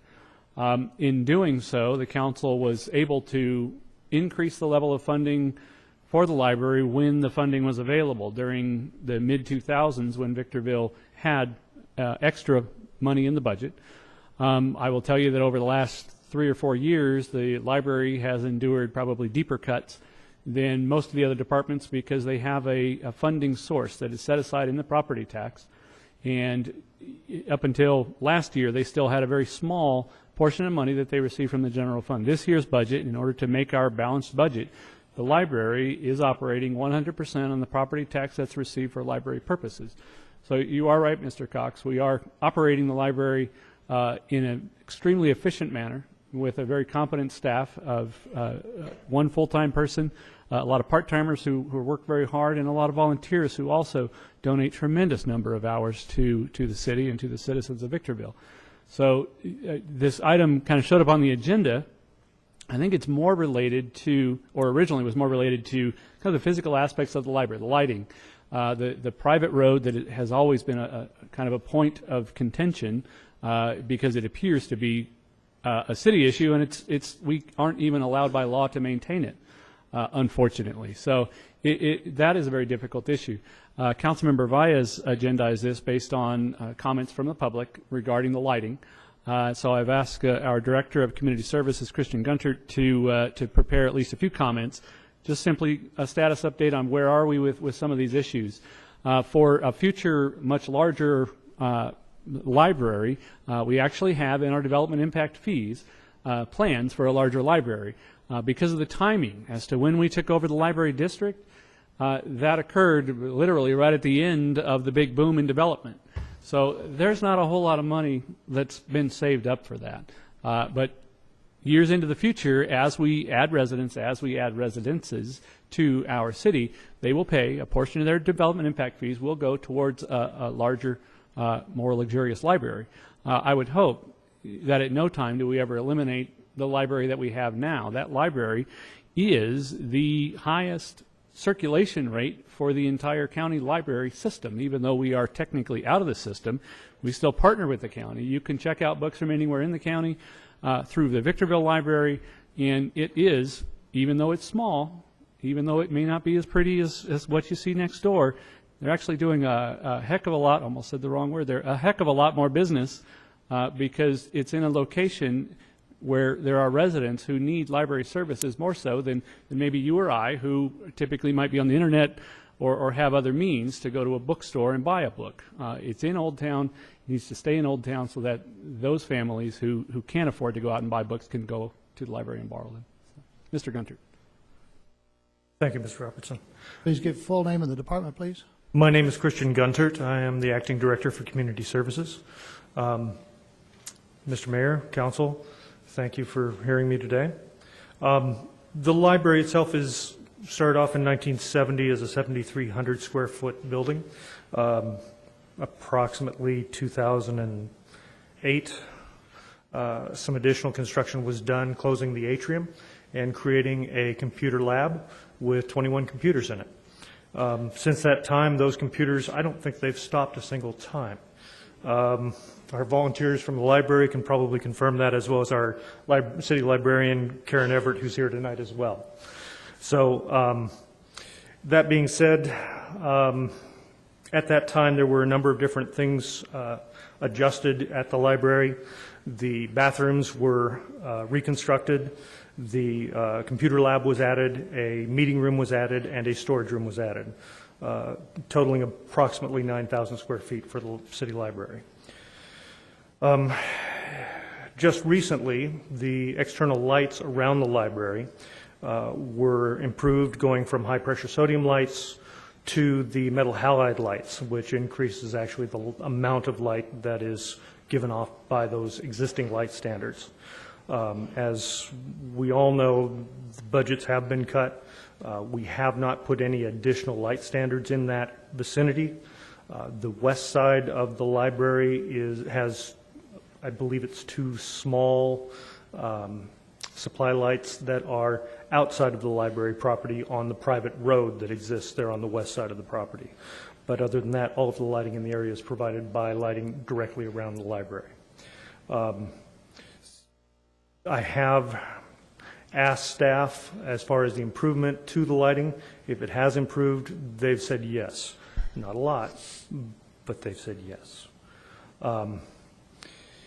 let's see, in terms of the overall use of the library, averages over the last 4 years have been approximately 197,000 people attending the library per year. That works out to about 631 people a day on average. Participants in programs and classes at the library, that averages about 34 people a day at the library. I understand yesterday there were no chairs available at the library. It's that busy. In terms of safety at the library, police calls, I actually checked with our new police chief, Sam Lucia, and Captain Sam Lucia, forgive me, who provided me some basic statistics on recent calls over the last 6 months, I believe it is. From June through December of 2011, there were 15 calls with 2 reports taken over at the library. And for the same period in 2012, there were 8 calls taken. So the number of calls has actually gone down. 1 report was taken out of those calls. For the period basically from the end of December until the present, they've had 2 calls for service last year and 1 report taken. This year there have been 3 calls for service and no reports taken. So generally the library itself, as mentioned, we have 1 city librarian. We currently have 9 part-time staff members working at the library. Normally at this time of year we'd be about 12. So we're very short-staffed, we're very busy, and we're here to help the community.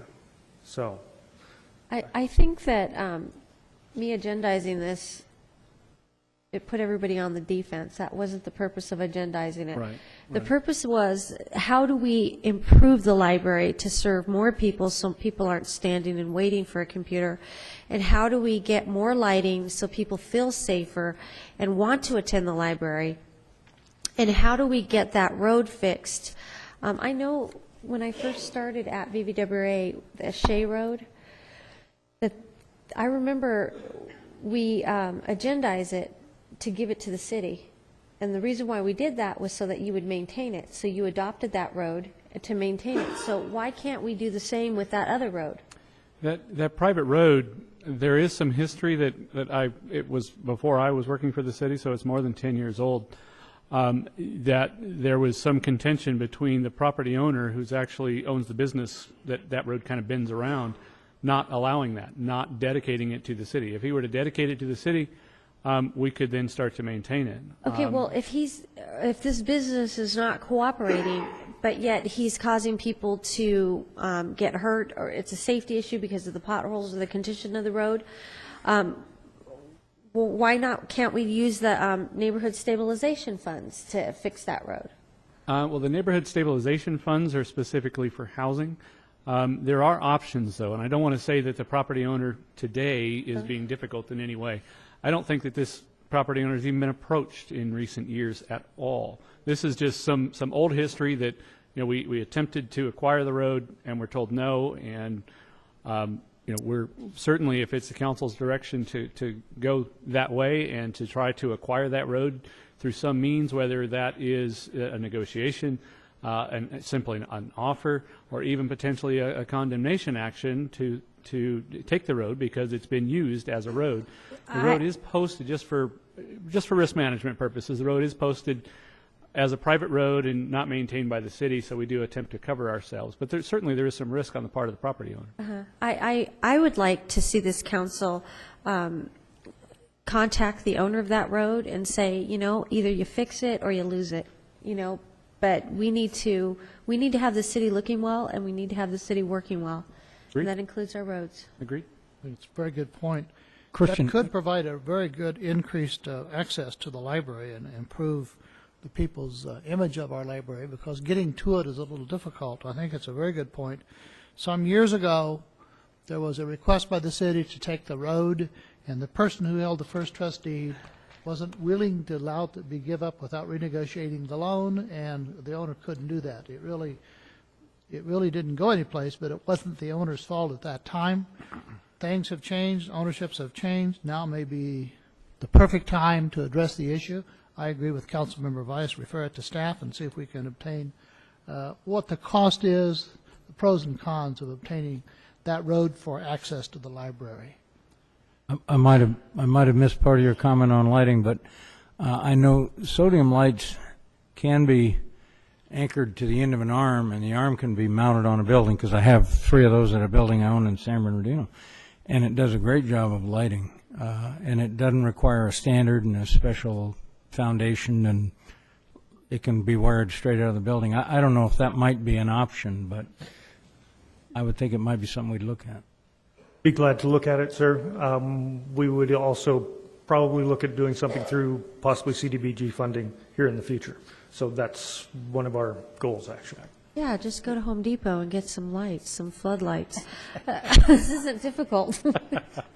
It can be a little more difficult than that, but actually, one thing to keep in mind is, and I don't have any way of verifying it from the person who made the comment 3 weeks ago, but the timing of the lighting improvements that Mr. Gundert has made may be such that her complaint was actually from the old lighting system, because it was a very recent improvement to the new lights.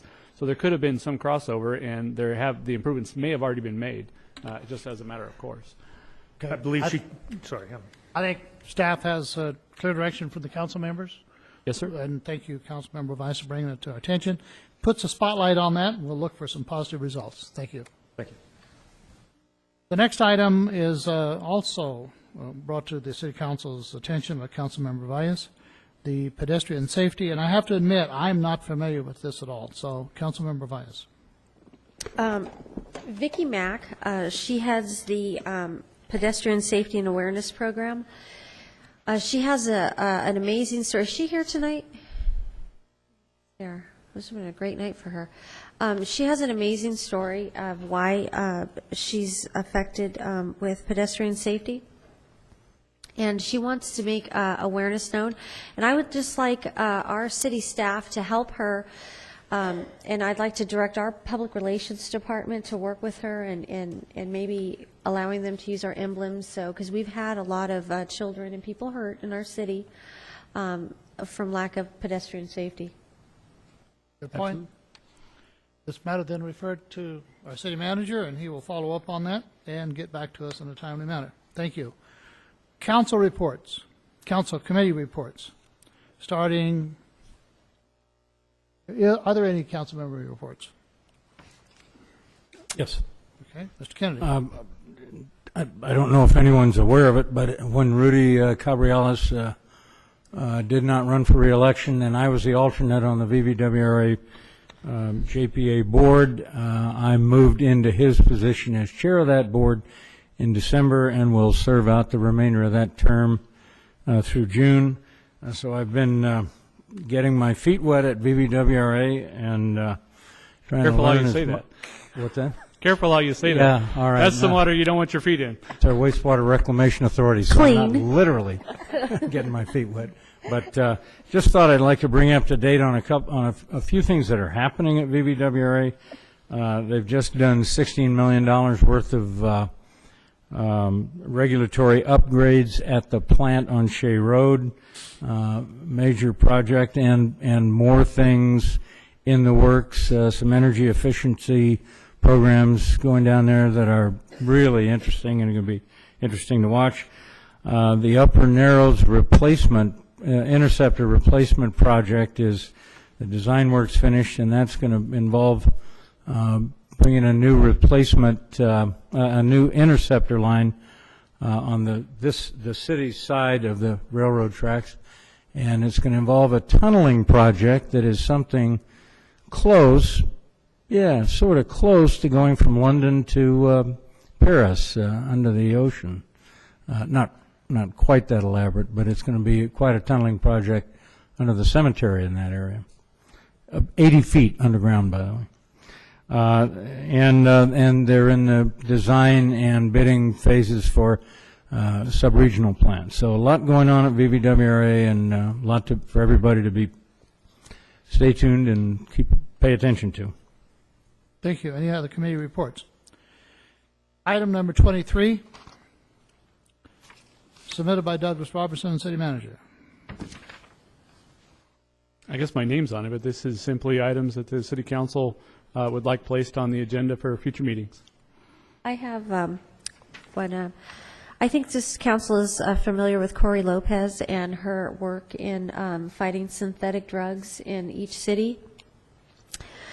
She's having a meeting at Hook for the No Drug Coalition, I think it's called, at Hook Park on February 13th. And I'd like to invite everyone so they can understand and learn about synthetic drugs and how dangerous they are and what to look for, because when I first attended this, I was absolutely shocked to see that they were actually wrapping them like Reese's peanut butter cups, Hershey chocolate bars, cartoons. They're catering to children, and they're taking these drugs, and they have horrific effects on from suicides to hurting other people to doing awful things.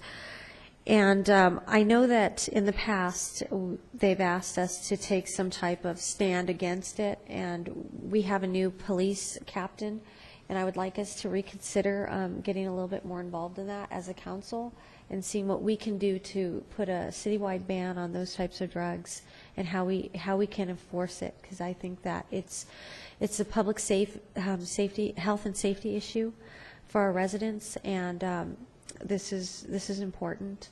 And I'd like to agendize that. Okay. That'll be agendized.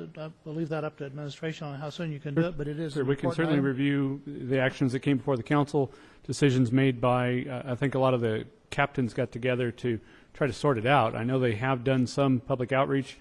They've also issued warning letters to any businesses that were known to be selling these products, many of which took them off the shelves. And in fact, one of the best things that happened very recently was there was a store owner and a clerk that was arrested for selling these products at a shop in Phelan.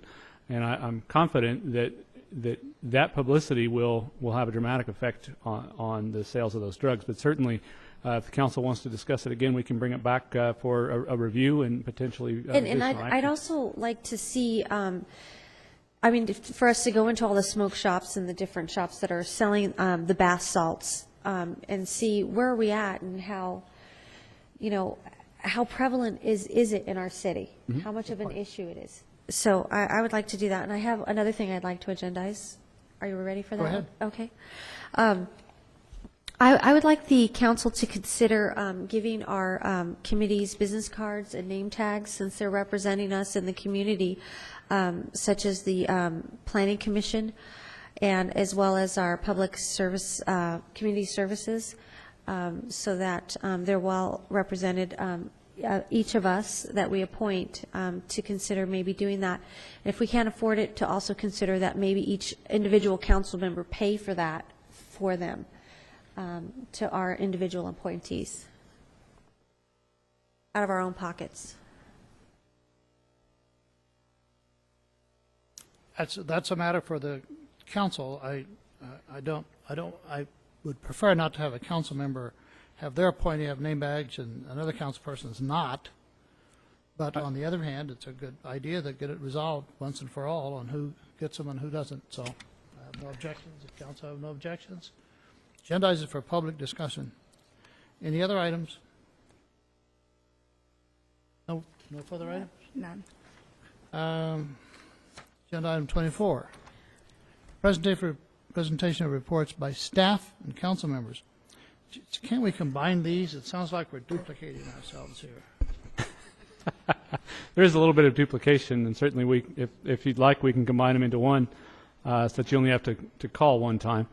I think the idea when these came onto the agenda at different times, so they were sort of added at different times, and we've kept them separate so that we make sure that we cover each one. But if it's your desire, I don't think we even need to agendize that. We can just simply make that change. With regard to reports, I'd like to start off with a couple of things. Number one, I'd ask Mr. Bray and Mr. Glasper and anyone else who'd like to. I'd like to meet with you in the foyer after the close of the meeting, so don't run off. I'd love to meet with you to talk about the direction that we received from council and moving forward with that. Two items with regard to reports. You'll recall a few months ago, I get the two mixed up a little bit. The opposite Amargosa side of the freeway, Mariposa side of the freeway, was shut down for about a week as they paved the road and made the transition to the new road. That process is coming up very soon for the Amargosa side, and I'm not announcing it yet. That's for Sandbag as they get closer to that scheduled date, but it appears a lot of that changeover is going to take place in about 2 weeks. So be aware of potential freeway closures that are coming up in about 2 weeks. Keep an eye out for those public notices. And then, of course, as always, please drive very safely, slow down as we're making those transitions, as the traffic patterns change a little bit. One more report that I would need to announce or want to announce, and then I probably need to run out of here before she kills me. But I'm very proud of our city clerk, who Saturday graduated with her bachelor's degree with honors from Laverne University.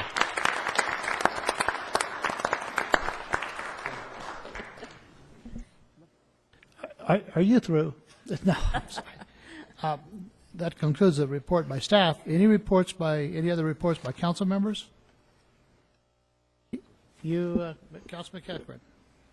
Just real quick, as has been reported in the paper, the Rescue Mission, as well as a number of other organizations, churches, individuals, have come together to open warming shelters when the temperature drops below 32 degrees. Is expected to drop below 32 degrees this weekend, so they're going to be opening back up the shelters.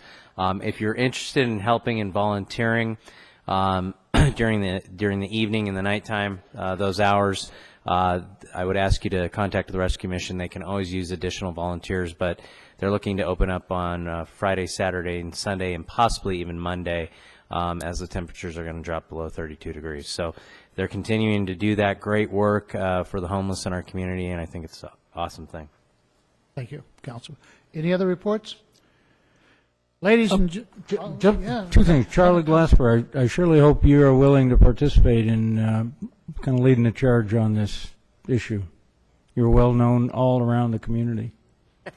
And respected. You're elected.